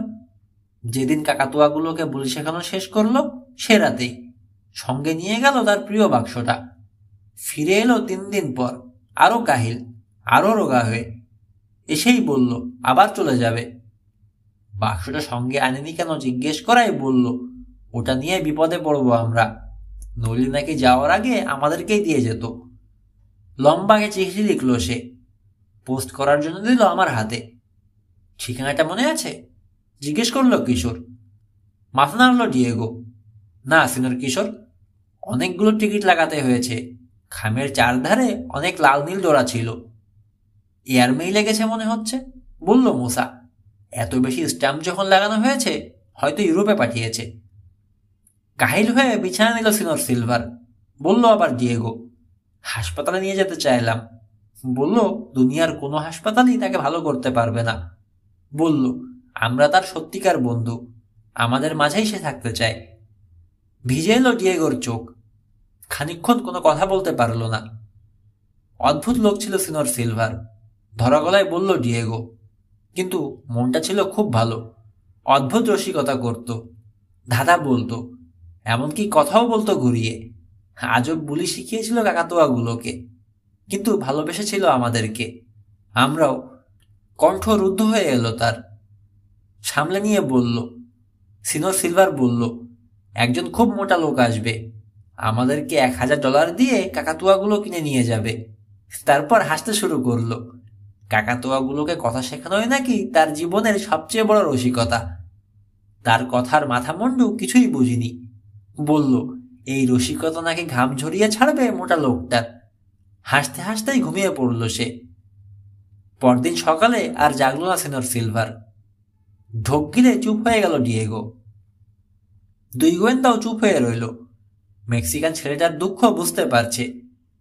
মোটা লোকটা আসেনি? জিজ্ঞেস করল কিশোর। মাথা নাড়ল ডিয়েগো। সিনর সিলভার আমাদের বন্ধু ছিল, তার লাশ দাফন করার ভারও পড়ল আমাদের উপর। রাস্তার ওদিকে ছোট একটা গির্জা আছে, ওখানেই তাকে কবর দিলাম। টাকা ছিল না আমাদের কাছে, বাকিতেই সব কাজ সারতে হলো। মোটা লোকটার আসার অপেক্ষায় রইলাম। 1 হপ্তাহ গেল, 2 হপ্তাহ গেল, 3 হপ্তাহ গেল, সে এলো না। ওদিকে বাকি টাকার জন্য লোকে চাপ দিচ্ছে। শেষে বাধ্য হয়ে কাকাতুয়াগুলো নিয়ে বেরোলো চাচা। হলিউডে গিয়ে বিক্রি করে এলো। লোকে কাকাতুয়া পছন্দ করে দেখলাম, একদিনেই বিক্রি হয়ে গেল সব। টাকা খুব বেশি পাওয়া গেল না, দৌড়াদৌড়ি করলে হয়তো যেত, কিন্তু সময় একদম ছিল না। তাড়াহুড়োয় যা পেল তাতেই দিয়ে চলে এলো চাচা। সিনোর সিলভারের কবরের দাম শোধ করলো। ভেবেছিলাম $1000 পেলে কুড়েটা ঠিক হবে। অনেকক্ষণ পর হাসি ফুটল ডিয়াগোর মুখে। যাই হোক, এখন আর আমার দুঃখ নেই। দরজা জানালা কিনে ফেলেছি, লাগিয়ে নিলেই হয়ে যাবে। চাচা ভালো হয়ে গেলে আবার ফুলের চাষ শুরু করবে। আপনাকে 1000 ধন্যবাদ সিনোর কিশোর।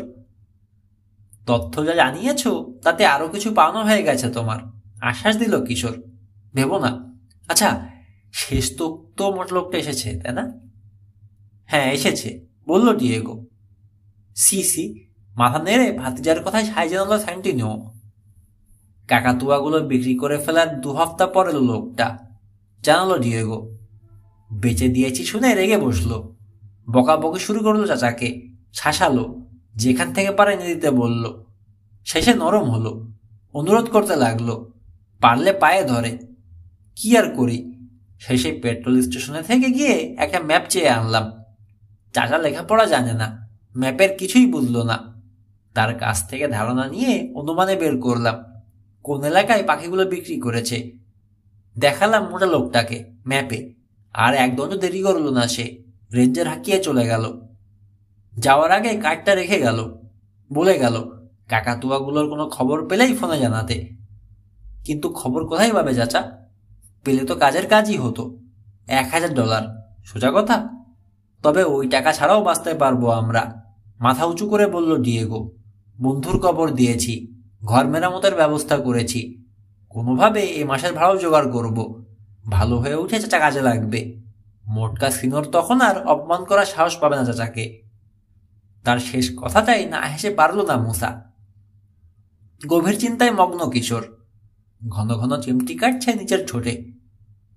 কাকাতুয়াগুলোর ব্যাপারে অনেক কথা জেনেছে, তবে এখনো অনেক কিছু জানা বাকি। ডিয়েগোকে প্রশ্ন করতে যাচ্ছিল, এই সময় দরজায় দেখা দিল বরিশ। ডিয়েগোর কাহিনীতে এতই মগ্ন ছিল 2 গোয়েন্দা, বরিশের কথা ভুলে গিয়েছিল। সব নামিয়েছি, জানালো বরিশ। যাওয়া দরকার, এ আইডা অনেক কাজ। আর একটু হয়ে গেছে, বলল কিশোর। ট্র্যাকে লস অ্যাঞ্জেলেসের ম্যাপ আছে না? হ্যাঁ আছে কয়েকটা, লাগবে? আপনি ট্র্যাকে বসুন, গিয়ে মুসার কাছে দিয়ে দিন। ম্যাপ নিয়ে এলো মুসা। ডিয়েগো, ম্যাপ বিছিয়ে বলল কিশোর, দেখো তো কোন জায়গা। খানিকক্ষণ দেখে নিয়ে এক জায়গায় আঙুল রাখলো ডিয়েগো। মনে হয় এখানে। পেন্সিল দিয়ে একটা এলাকায় গোল বৃত্ত আঁকলো কিশোর, ভাঁজ করে পকেটে রেখে দিল ম্যাপটা। থ্যাঙ্কস ডিয়েগো, বলল সে। বিলি আর বোপিপকে কোথায় বিক্রি করেছেন তোমার চাচা এটা আমি জানি। অন্যগুলোও দূরে কোথাও নয় নিশ্চয়ই। অনেক কথা জানা গেল তোমার কাছে, কিন্তু রহস্যের কোনো কিনারা তো হলোই না, আরো জটিল হলো। ঠিক বলেছ, আঙুল তুলল মুসা। ইস, হাতে পেয়েও হারালাম ব্ল্যাক বিয়ার্ডকে, আফসোস করলো কিশোর। যাকে যা গেছে তা নিয়ে ভেবে লাভ নেই। হাত মেলালো ডিয়েগোর সঙ্গে। আশা করি শীঘ্রই ভালো হয়ে যাবেন তোমার চাচা। আর হ্যাঁ, মোটকা যদি আবার বিরক্ত করতে আসে সোজা পুলিশে খবর দেবে, বুঝেছ? পুলিশ? জ্বলে উঠল ডিয়েগোর কালো চোখের তারা। মোটকা সিনোর আবার এলে বিছানার তলা থেকে মোটা একটা লাঠি বের করলো সে। হাসপাতালে যাওয়ার অবস্থা করে ছেড়ে দেব। হাসলো 3 জনেই। ট্রাক ছুটে চলেছে, নিচের ছোটে চিমটি কাটছে কিশোর। কি ভাবছ? জবাব না পেয়ে কোনোই দিয়ে বন্ধুর গায়ে গুঁতো দিল মোসা। এই কিশোর, কি ভাবছ? মানে কেসটা জটিল।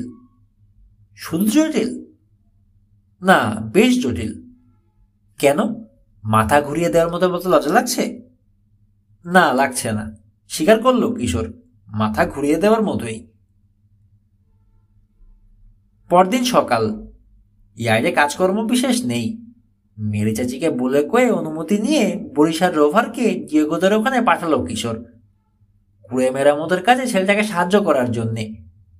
ডিয়েগো আর তার চাচা দুজনকেই খুব পছন্দ হয়েছে তার। ঠিক মতো খেতে পায় না, এত গরিব, কিন্তু আত্মসম্মানবোধ কি প্রচন্ড। দুপুরের পর ফিরে এলো দুই ব্যাভারিয়ান ভাই। হাসি মুখে ট্রাক থেকে নামলো বরিশ, হাতে কার্ডবোর্ডের একটা বাক্স। ওয়ার্কশপের কাছে কিশোরকে দেখে সামনে এগোলো। বাক্সটা দেখেই চিনে ফেললো কিশোর, এটাতে করেই ব্ল্যাক বিয়ার্ডকে ফেরত দিয়েছিলেন মহিলা। বাক্সটা বাড়িয়ে ধরলো বরিশ, ডিয়েগো দিল, নিয়ে মুসার হাতে দিল কিশোর। পকেট থেকে একটা চিঠিও বের করে দিল বরিশ। বাক্স আর চিঠি নিয়ে ওয়ার্কশপে ঢুকলো তিন গোয়েন্দা। দড়িটা কাটো না, মুসাকে অনুরোধ করলো কিশোর। বাক্সের দড়ি কেটে ডানা তুলতেই ফড়ফড় করে উঠল কালো ময়না। হলুদ ঠোঁট তুলে তাকালো মুসার দিকে। আরে বাপরে, ব্ল্যাক বিয়ার্ড! চমকে সরে এলো মুসা। হেসে রবিনকে বলল কিশোর, চিঠিটা পড়ো তো, কি লিখেছে। পড়ল রবিন। ডিয়ার সিনোর কিশোর, সিনোর ব্ল্যাক বিয়ার্ডকে পাঠালাম। গতকাল দুপুরে খাওয়ার সময় দেখে এসে হাজির। আপনারা আগ্রহ দেখিয়েছিলেন, আরও একটা কারণে পাঠিয়ে দিলাম। সিনোর মোটকা এসে কেড়ে নিয়ে যেতে পারে। চমৎকার একটা ঘর হয়েছে আমাদের, আপনাদের সৌজন্যে। 1000 ধন্যবাদ, ডিয়েগো রডরিজ। রবিনের চিঠি পড়া শেষ হওয়ার অপেক্ষায় ছিল যেন ময়নাটা। লাফিয়ে বেরিয়ে এসে বসলো বাক্সের কিনারে। কৌতূহলী চোখে তাকালো অসাবধানে বাক্সের কোণে ফেলে রাখা মুসার একটা আঙুলের দিকে। সময় মতো খেয়াল করলো মুসা, চেঁচিয়ে একটানে সরিয়ে আনলো আঙুল। না না, আর না, কালই শিক্ষা হয়ে গেছে আমার। লুতিটা এখনো শুকায়নি। ব্যাটা তো একেবারে রক্তচোষা ডাকাত, মরলে নির্ঘাত জাকুলা হবে। তার কথার জবাবে যেন বার কয়েক ডানা ঝাপটালো পাখিটা। গম্ভীর কণ্ঠে বলল, I am black beard the pirate. I have buried my treasure where dead men guard it ever. Yo-ho, and a bottle of rum. হ্যাঁ বাবা, তুমি ডাকাতি। হেসে উঠল না দুজন। এতে অপমানিত বোধ করল বোধহয় ব্ল্যাক বিয়ার্ড। আরো গম্ভীর হয়ে মুখ খারাপ করে গাল দিল গোটা 10। হেডকোয়ার্টারে আলোচনায় বসেছে তিন গোয়েন্দা। তাদের মাথার উপরে ঝোলানো খাঁচায় রাখা হয়েছে ব্ল্যাক বিয়ার্ডকে। খাঁচাটা বানানো হয়েছিল টমের জন্যে, সেই রেসিং হোমার কবুতরটা। ময়নার ভাবভঙ্গি দেখে মনে হচ্ছে মহাজ্ঞানী সে। ছেলেদের সব কথা শুনছে যেন মন দিয়ে, দরকার হলেই উপদেশ কিংবা পরামর্শ দেবে। বিলি শেক্সপিয়ার আর লিটিল বো পিপ আছে হাইমাসের কাছে। কিশোরের কথার পিঠে বলল মুসা, ও তো কালই বলল 4টে কাকাতুয়া আছে তার কাছে। সোজা গিয়ে এখন তাকে বলতে পারি, মিয়া পাখিগুলো ফেরত দিয়ে দাও, নইলে কিন্তু যাচ্ছি পুলিশের কাছে। আসলে তো যাব না পুলিশের কাছে, কারণ দুজনকে কথা দিয়ে এসেছি, কিন্তু সেইটা হিপুকে বলতে যাব কেন? আনমনে নিচের ছোটে চিমটি কাটছে কিশোর। সমস্যা আছে। একটা কথা ঠিক, মিস্টার সিলভার চাইছিল কাকাতুয়াগুলো হাইমাস পাক। সেটা সমস্যা হলো নাকি? রবিন প্রতিবাদ করল, সিলভার চেয়েছিল কিনে নিক, কিন্তু হাইমাস তো করেছে চুরি। মুসা ঠিকই বলেছে, চলো গিয়ে পুলিশের ভয় দেখায়। সাথে বরিশাল রোভারকে নিয়ে যাব। বেশি তেড়িবেড়ি করলে বাপের নাম ভুলে ছাড়বো বেটাদের। ঠিক আছে। কার্ড বের করে দিল কিশোর। এই যে হাইমাসের টেলিফোন নম্বর। পড়ল রবিন। লেখা আছে, হাইম high mast, rare art dealer, London, Paris, Vienna. তার নিচে হাতে লেখা রয়েছে হলিউডের একটা অ্যাপার্টমেন্টের ঠিকানা আর টেলিফোন নম্বর। আগে ফোন করো, রবিনকে বলল কিশোর। তোমাকে দেখেনি, গলা চিনবে না। বলো হলদে ঝুটিওয়ালা একটা কাকাতুয়া আছে তোমার কাছে, বিক্রি করতে চাও। বলো এক মেক্সিকান ফেরিওয়ালার কাছ থেকে কিনেছেন তোমার মা। হাইমাসের সঙ্গে অ্যাপয়েন্টমেন্ট করো, জিজ্ঞেস করো কোথায় দেখা করতে চাই, আমরা সবাই যাব ওখানে।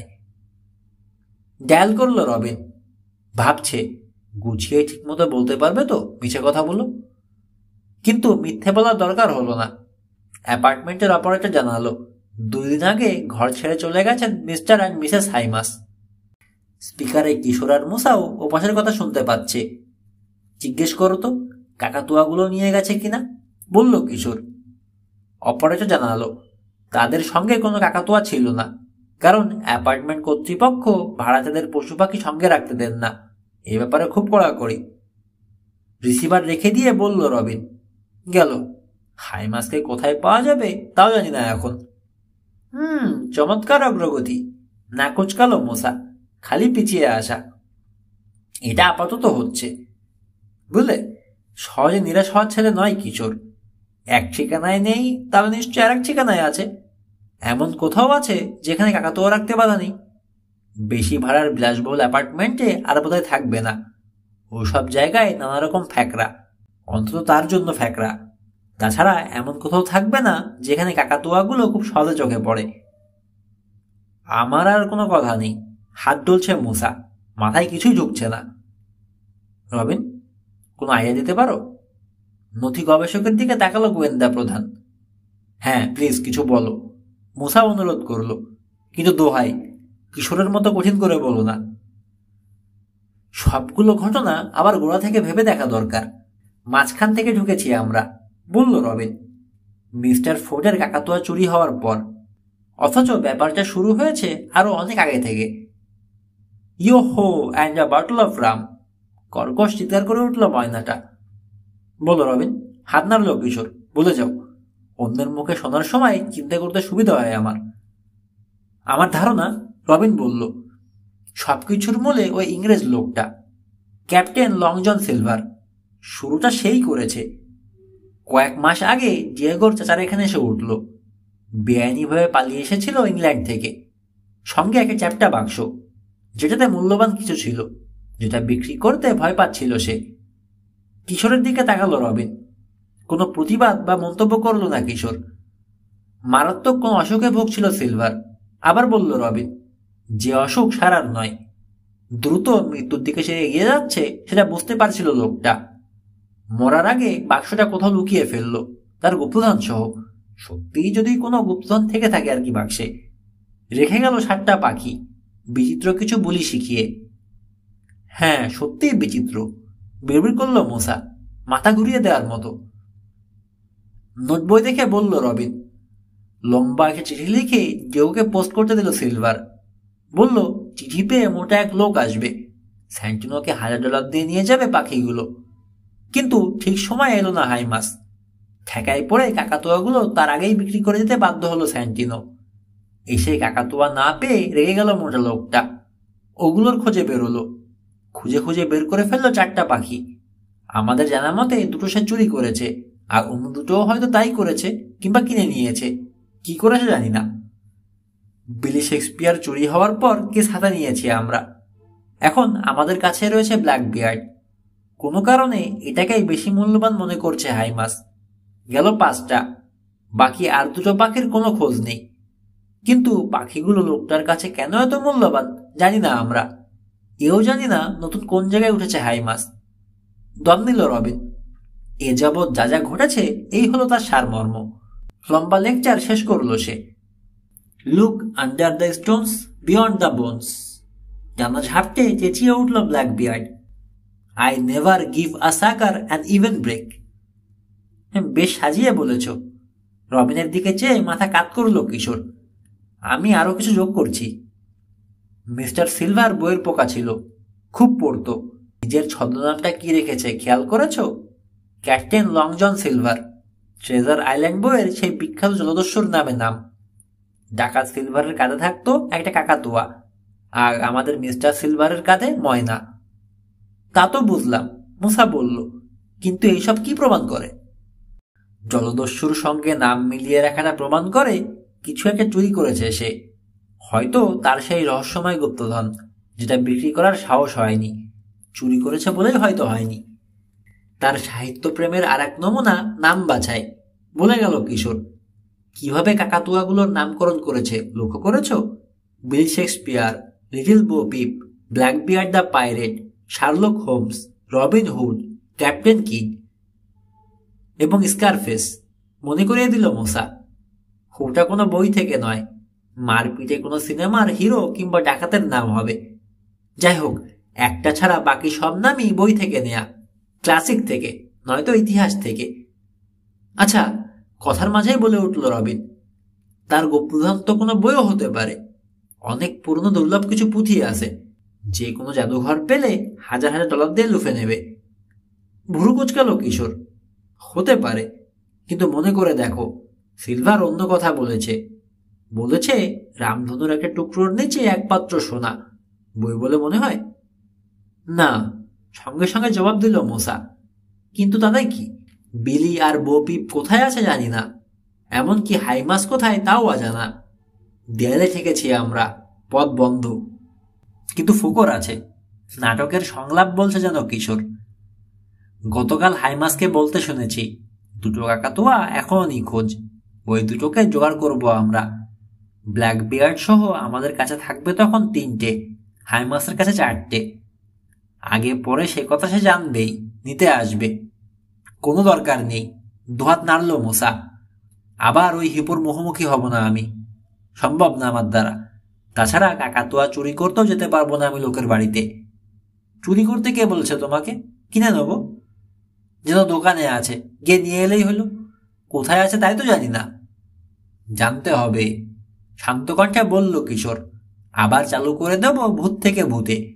কাকাতুয়া পছন্দ করে অনেক ছেলে মেয়ে, আর সেগুলো যদি ক্লাসিক ডায়লগ বলে তাহলে তো কোনো কথাই নেই, বাচ্চাদের চোখে পড়বেই পড়বে। হলিউডের একটা ম্যাপ বের করে এক জায়গায় আঙুল রাখলো সে। এখানকার 3টে ছেলেকে আমি চিনি, ওরা ছড়িয়ে দেবে খবর। খুব সহজেই কাজ হলো এবার। এটাই তো মনে হচ্ছে। হাতের কাগজটার দিকে চেয়ে ঠিকানা মিলিয়ে নিল মোসা। 2টো ঠিকানা লিখে নিয়েছে, তার একটা মিলছে। গাড়ি রাখুন এখানে।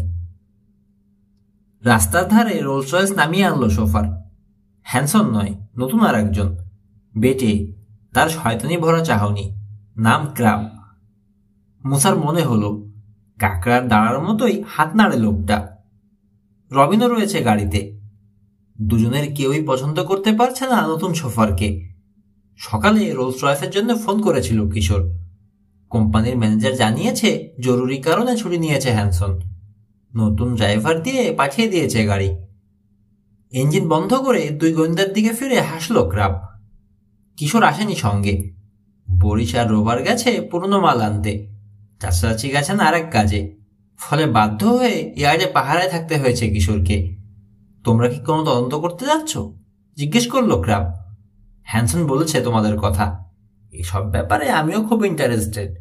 যাও, আমি গাড়িতে আছি, দরকার পড়লে ডেকো। নিজের কপালে টোকা দিল। চোর ডাকাতের স্বভাব রেকর্ড করা আছে এখানে। লোকটার অহংকারী ভাবসাব ভালো লাগলো না মোসার। বলল, চোর ডাকাত ধরতে যাচ্ছি না, একটা হারানো কাকাতুয়াকে খুঁজতে যাচ্ছি। হারানো কাকা? থেমে গেল ক্রাব। বিষয়টা পছন্দ হলো না, কিংবা হয়তো ভাবলো যে মুসা তার সঙ্গে রসিকতা করছে। গম্ভীর হয়ে একটা খবরের কাগজ টেনে নিয়ে পড়ায় মন দিল। ভূত থেকে ভূতে চালু করে দেওয়ার কয়েক ঘন্টা পরই 2টো কাকাতুয়ার খোঁজ পাওয়া গেছে। আরো কিছু তথ্যও জানা গেছে।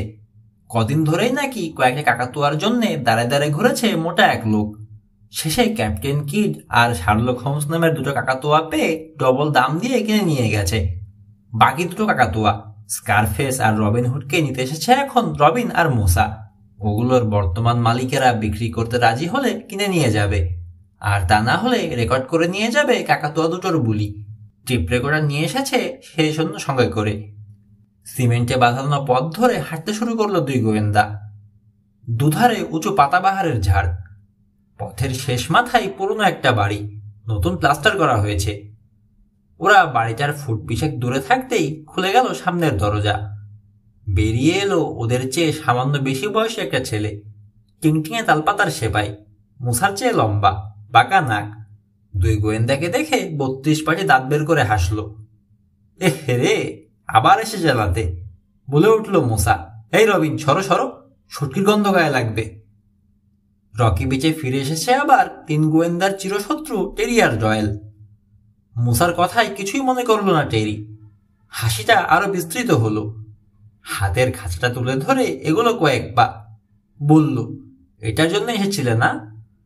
খাঁচার ভেতরে একটা কাকাতুয়া, হলদে ঝুঁটি, 1 চোখ কানা। ভয়ানক কোনো লড়াইয়ে স্বজাতির ঠোঁট কিংবা নখের আঘাতে হারিয়েছে বোধহয় চোখটা। কাকাতুয়া? বিষয় চেপে রাখতে পারল না মোসা। বলেই ফেলছিল, এটার জন্যই এসেছে।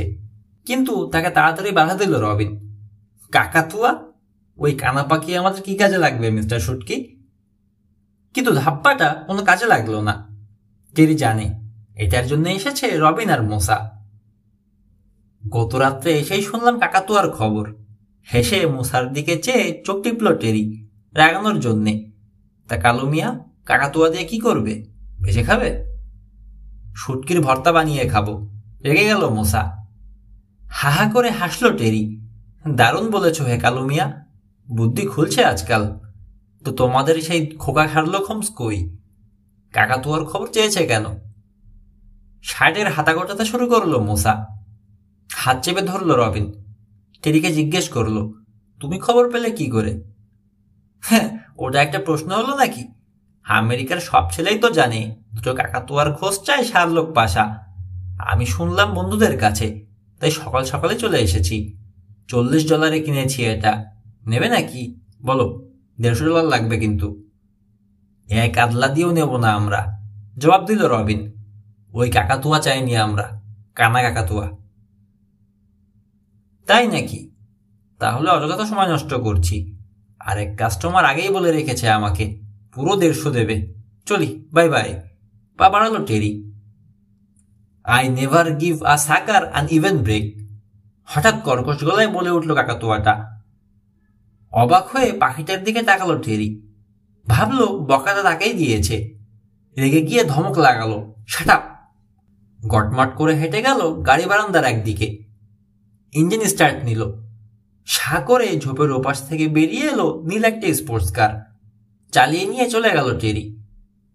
শুটকি কার কাছে গিয়ে বেচবে? রবিনকে জিজ্ঞেস করলো মোসা। হাই মাস। জবাব দিতে পারল না রবিন। তাড়াতাড়ি নোট বই বের করে লিখে নিল, স্কারফেস মানে কানা কাকাতুয়াটা কি বলিয়া আউড়েছে। একটা তো গেল, বলল মোসা। চলো দেখি আরেকটা পাই কিনা। ক্র্যাবকে আর এক ঠিকানায় যেতে বলল মোসা। কয়েক ব্লক পরেই বাড়িটা। এত পুরনো বিল্ডিং, জায়গায় জায়গায় প্লাস্টার ধসে গেছে। বেরিয়ে পড়েছে ইটের পাঁজর। গাড়ি থেকে নেমে বাড়িটার দিকে হাঁটতে হাঁটতে মোসা বলল, ভাবছি এই ভূত থেকে ভূতের সুবিধা যেমন অসুবিধাও তেমনি। সবাই জেনে যাচ্ছে খবর, শত্রুরাও জেনে যাচ্ছে, ফলে বেকায়দা হয়ে যায়। শুটকি তো কয়েকবারই অসুবিধায় ফেললো এভাবে। রবিনহুডকে না নিয়ে গেলেই বাঁচি, বলল রবিন। পাওয়া গেল রবিনহুডকে। কোনো কারণে খোঁজ পায়নি বা খবর জানেনি শুটকি, কিংবা আগ্রহ দেখায়নি। যাই হোক, নিতে পারেনি বা নেয়নি। আছে। বাড়ির মালিকের মাথা জুড়ে বিশাল টাক। জানালো কেনার সময় একবারই কথা বলেছিল কাকাতুয়াটা, সেজন্যই কিনেছে। তারপর থেকে ওর জবান বন্ধ।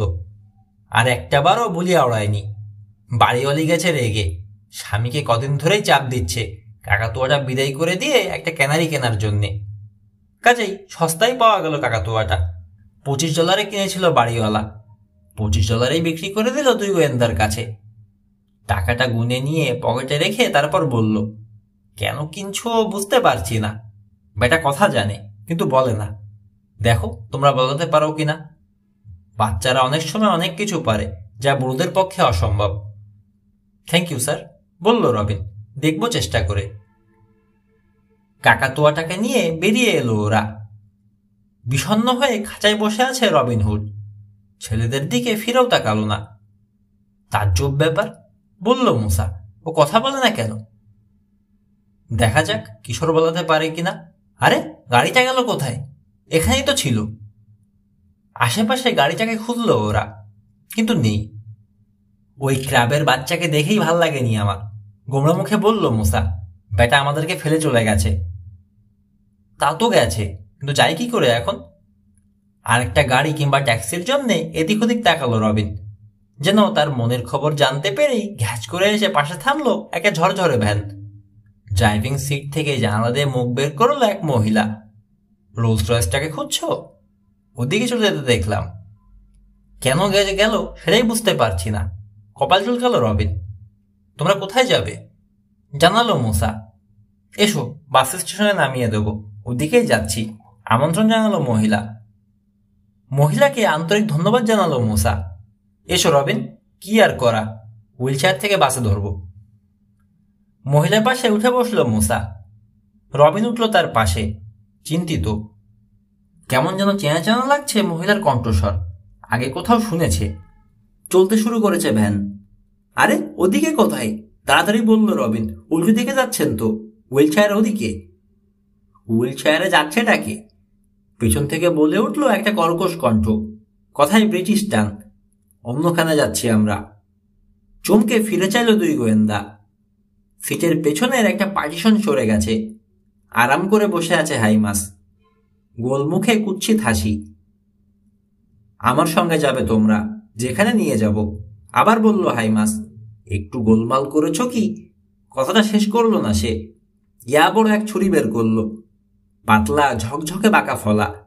হাতলটার কাছটায় একটা সাপের ছবি খোদাই করা। এটার নাম হচ্ছে সর্পছুরি। ভীষণ ভঙ্গিতে ছুরিটা নাড়ল সে। 1000 বছর আগে দামেস্কে তৈরি হয়েছিল। এটার একটা বাজে ইতিহাস আছে। 12 জন লোককে খুন করেছে সে ইতিমধ্যেই। আরও 1 বা 2 জনকে খুন করতে কোনো আপত্তি থাকার কথা নয়। তা 13 নম্বর কি হতে চাও? আনলাকি 13। দ্রুত ছুটছে ভ্যান। হলিউডের পরে খাড়ারুক্ষ পাহাড় শ্রেণী ছাড়িয়ে এলো। আগেই সতর্ক করেছি তোমাদের, একসময় বলল মহিলা, শোনোনি। এইবার মনে পড়ল রবিনের, কেন চেনা চেনা লাগছিল কণ্ঠস্বর। সেদিন এই মহিলাই ফোনে হুঁশিয়ার করেছিল, হাইমাসের ব্যাপারে নাক না গলাতে বলেছিল। পাহাড়ি পথ ধরে পাহাড়ের মধ্যে ঢুকে যেতে শুরু করলো গাড়ি। সরু গিরিপথ। কেশে গলা পরিষ্কার করে নিয়ে বলল মুসা, একটা কথা বলবেন মিস্টার হাইমাস? ক্র্যাবকে দাঁড়ালেন কি করে? আরে ওটা একটা গাধা, হাসলো হাইমাস। নিজেকে খুব চালাক মনে করে।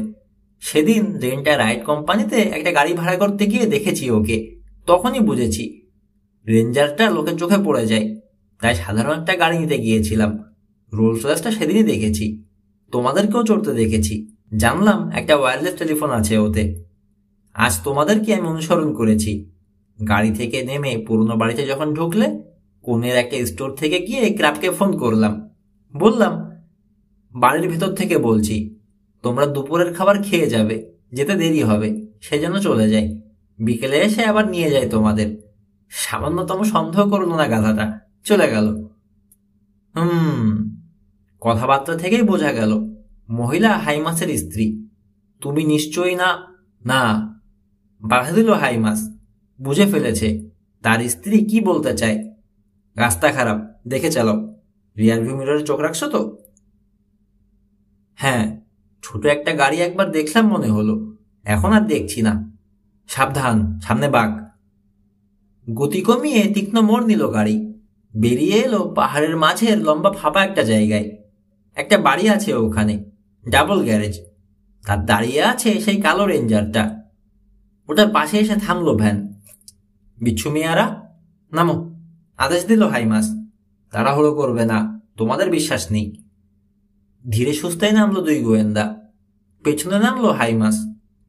চমৎকার সাজানো গোছানো বড় একটা লিভিং রুমে ছেলেদেরকে নিয়ে এলো হাইমাস। এক কোণে একটা টেবিল রাখা, সেটার উপর 4টে খাঁচায় 4টে হলদে ঝুটি কাকাতুয়া। মানুষের সাড়া যেন কানেই যায়নি পাখিগুলোর, একইভাবে বসে রয়েছে নীরব। হাইমাস যখন রবিনহুডের খাঁচাটা রাখলো ওগুলোর পাশে, তখন নড়ল না। বড় একটা সোফায় বসলো রবিন আর মুসা। তাদের মুখোমুখি উল্টো দিকের আরেকটা সোফায় বসলো হাইমাস। আনমনে আঙুল দিয়ে ছুরির ধার পরীক্ষা করছে। তারপর, বিচ্ছুরা, বলল সে, কয়েকটা কথা জানো তো আমাকে? সিলভারের ট্রেনিং দেওয়া 60টার মধ্যে 5টা কাকাতুয়াই পেয়ে গেছি, বাকি দুটোও জোগাড় করব। তা সোপার খপ্পরে পড়লে কি করে তোমরা? সে কতখানি জানে? সোপা? চোখ মিটমিট করলো মুসা। রবিনের দৃষ্টি শূন্য। না জানার ভান করে লাভ হবে না। অধৈর্য হয়ে ছড়ি নাড়ল সে।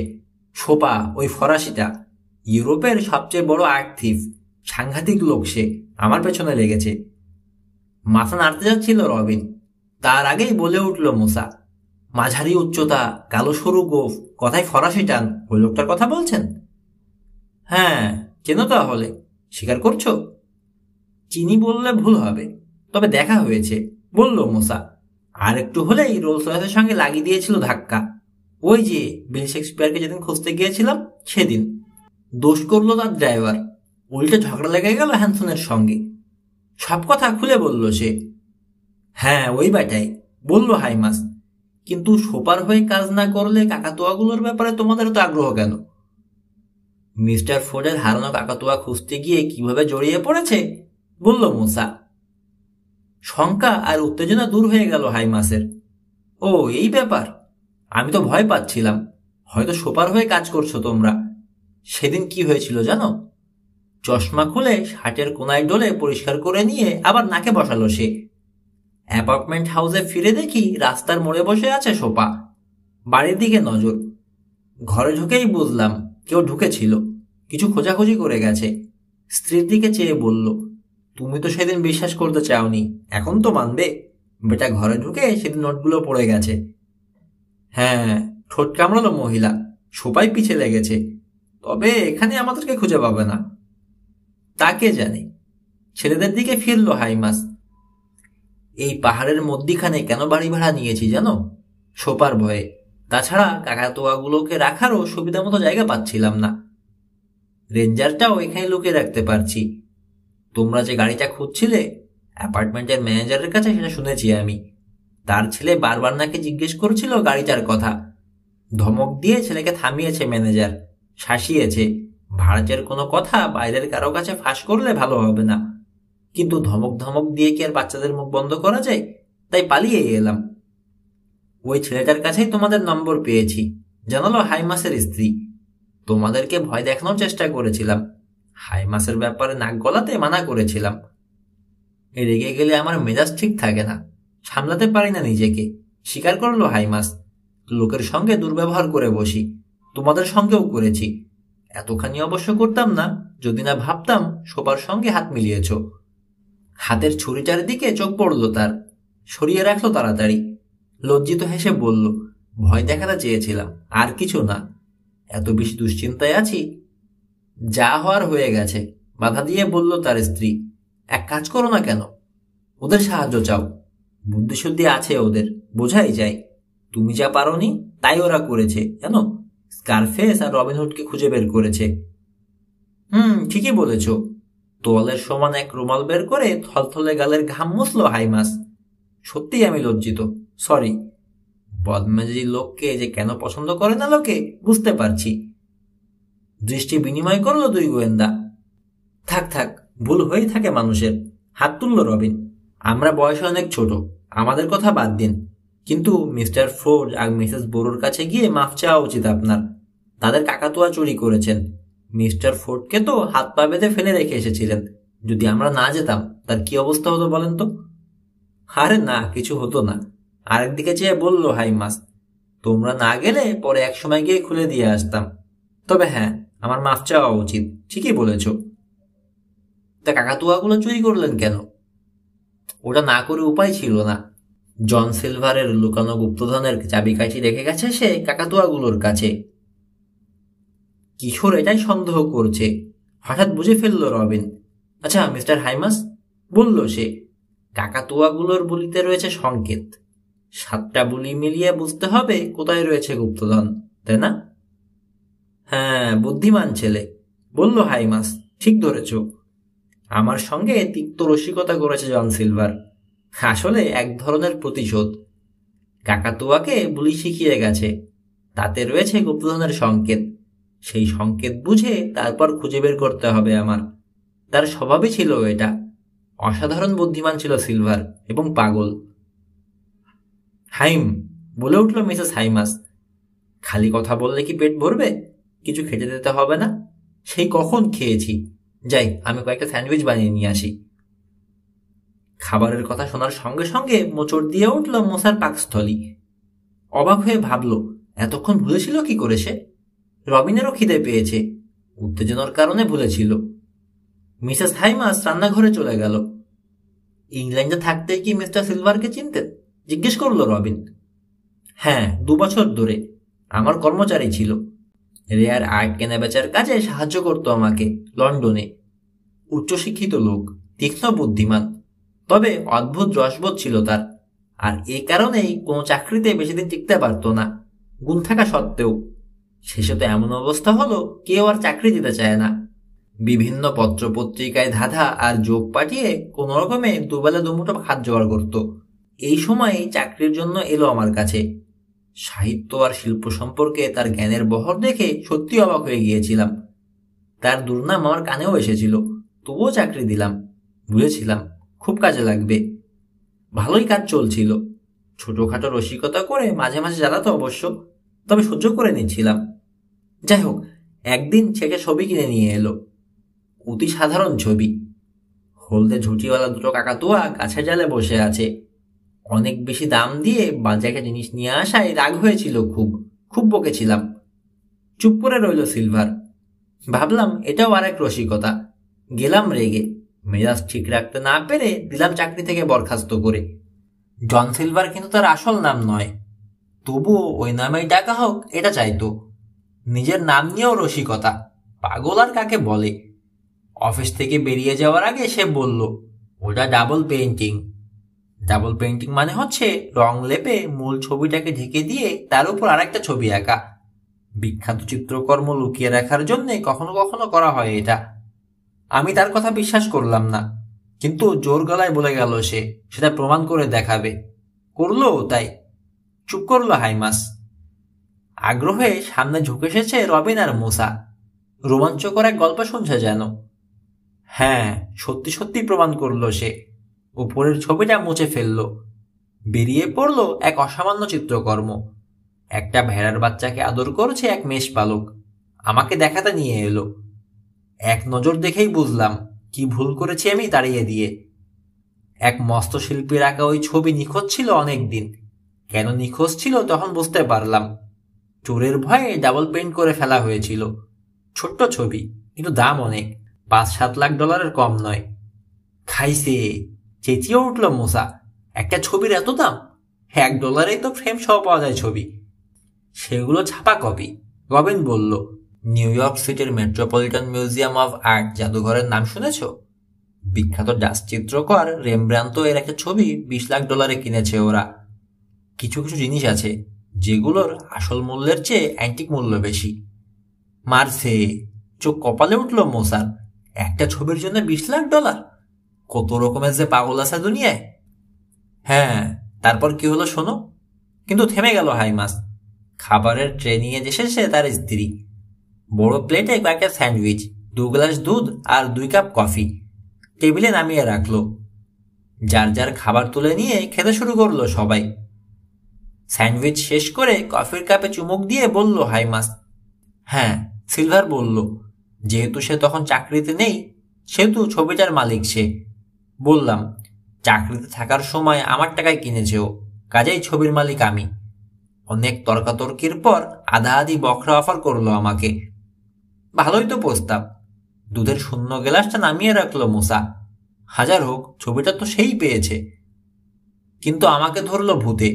আফসোসের সুরে বলল হাইমাস। তাতেও রাজি হলাম না। তাকে পুলিশের ভয় দেখালাম, কিন্তু রুখতে পারলাম না। ছবিটা নিয়ে পালিয়ে গেল।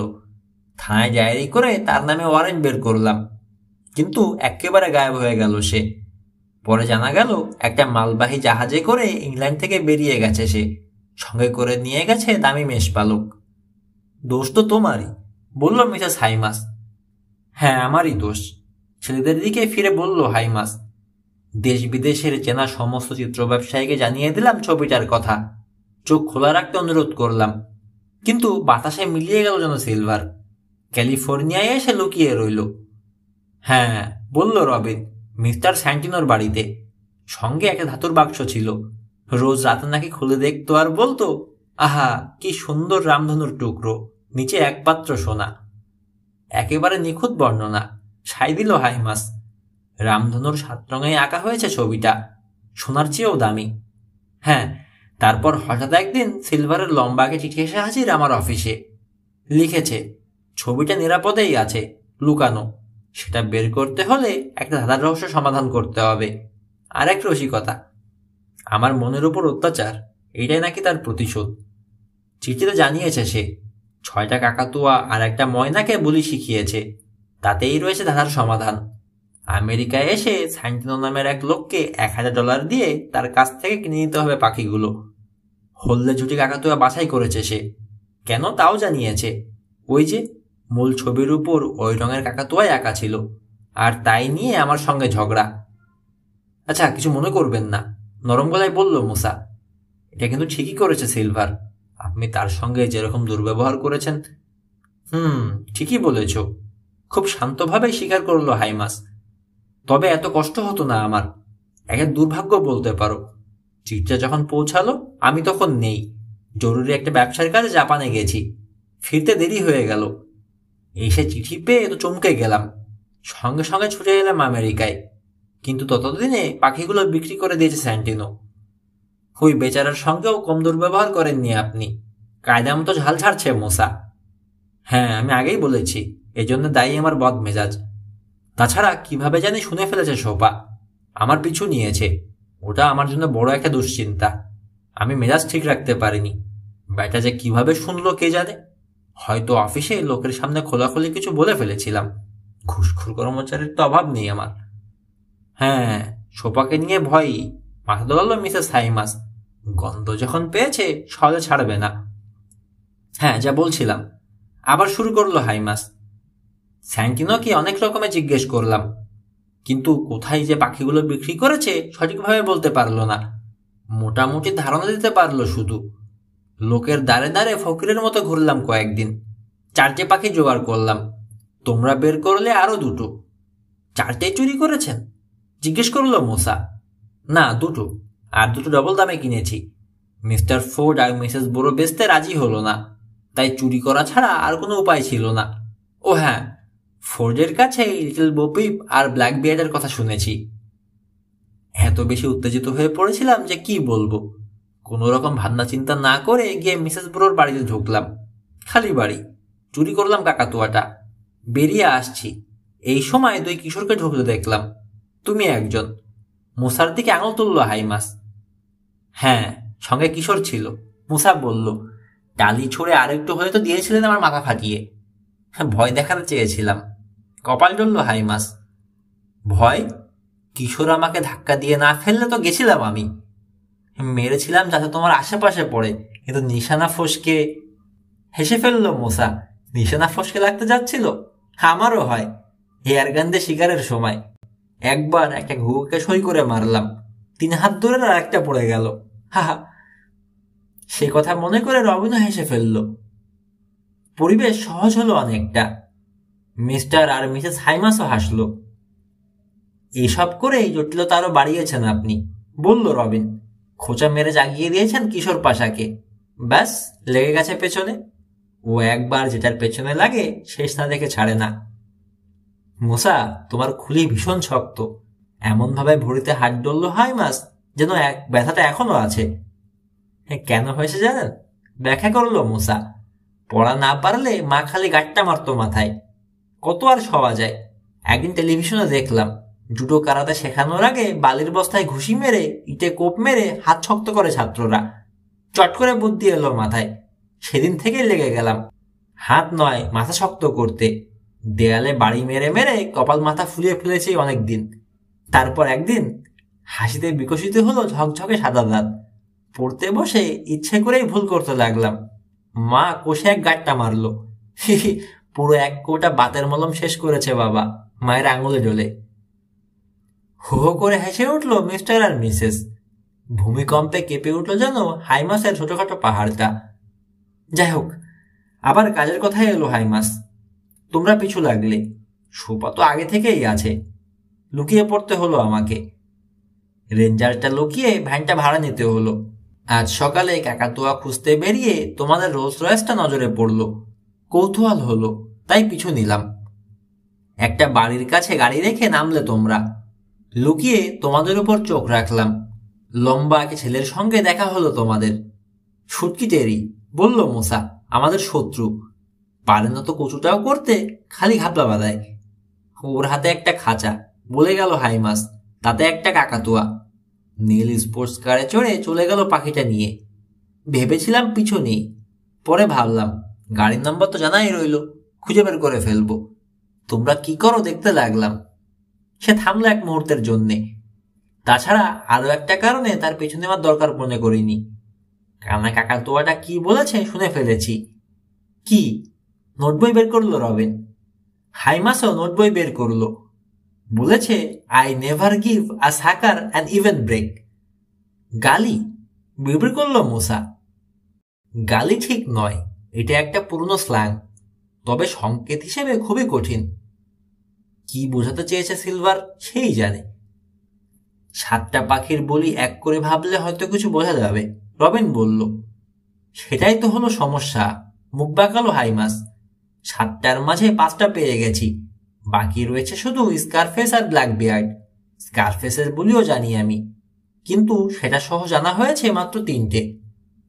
3টে কেন জিজ্ঞেস করলো রবিন। 6টা তো হওয়ার কথা। কথা, কিন্তু হয়েছে 3টে। বিষণ্ণ ভঙ্গিতে মাথা নাড়ল হাইমাস। কথা বলেছে শুধু বিলি আর বপিপ, বাকিগুলো একেবারে চুপ, টু শব্দও করে না। কি বলি জানে কি জানি। মুখ ফিরিয়ে খাঁচাগুলোর দিকে তাকালো 2 গোয়েন্দা। চুপ করে বসে আছে পাখিগুলো, যেন প্রাণ নেই, নড়ছেও না। কথা বলার মুড যে নেই বোঝা যাচ্ছে। খাঁচার দিকে চেয়ে মেজাজ আবার খারাপ হয়ে গেল হাইমাসের। লাফিয়ে উঠে গটগট করে গিয়ে দাঁড়ালো টেবিলের কাছে, গর্জিয়ে উঠল, বল হারামজাদারা, জলদি বল সিলভার কি শিখিয়েছে। এই শুনছিস, বলবি? ভয় পেয়ে আরো দূরে সরে যাওয়ার চেষ্টা করলো কাকাতুয়াগুলো। খাঁচার কোণে জড়সড় হয়ে রইল। এইরকমই করে, জানালো মিসেস হাইমাস। প্রথম পাখিটা আনার পর থেকে খালি ধমকাচ্ছে, কোনোটাকেই বাদ দিচ্ছে না। এই কারণেই হয়তো মুখ খুলছে না ওরা, রবিন বলল। খুব নাজুক স্বভাব, জোরে কোনো শব্দ করলে কিংবা জায়গা বদলালে চুপ হয়ে যায়। ফিরে এসে ধপাস করে সোফায় গড়িয়ে পড়ল পাহাড়।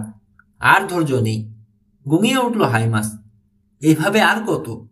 ওদিকে পিছে লেগেছে সোপা, যখন তখন এসে হাজির হতে পারে। ও সাংঘাতিক লোক। তাহলে বসে আছো কেন বাপু? টাকার লোভ ছেড়ে ঘরের ছেলে ঘরে ফিরে যাও না, তাহলে তো টাকা চুকে যায়। কথাগুলো বলতে ইচ্ছে করলো মোসার।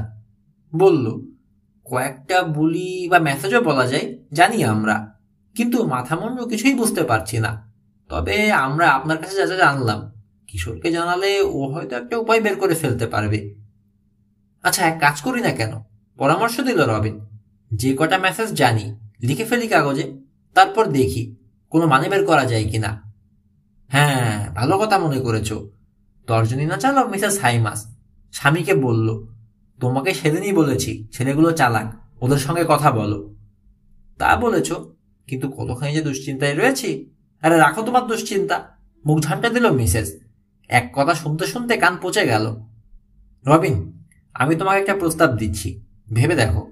ছবিটি যদি বের করে দিতে পারো, $1000 পুরস্কার দেব। খাইছে, চেঁচিয়ে উঠল মুসা। এই রবিন, দেরি করছো কেন? শুরু করে দাও। দাঁড়াও, হাত তুলল হাইমাস। আরেকটা কথা মনে পড়েছে, চিঠিতে সিলভার লিখেছিল।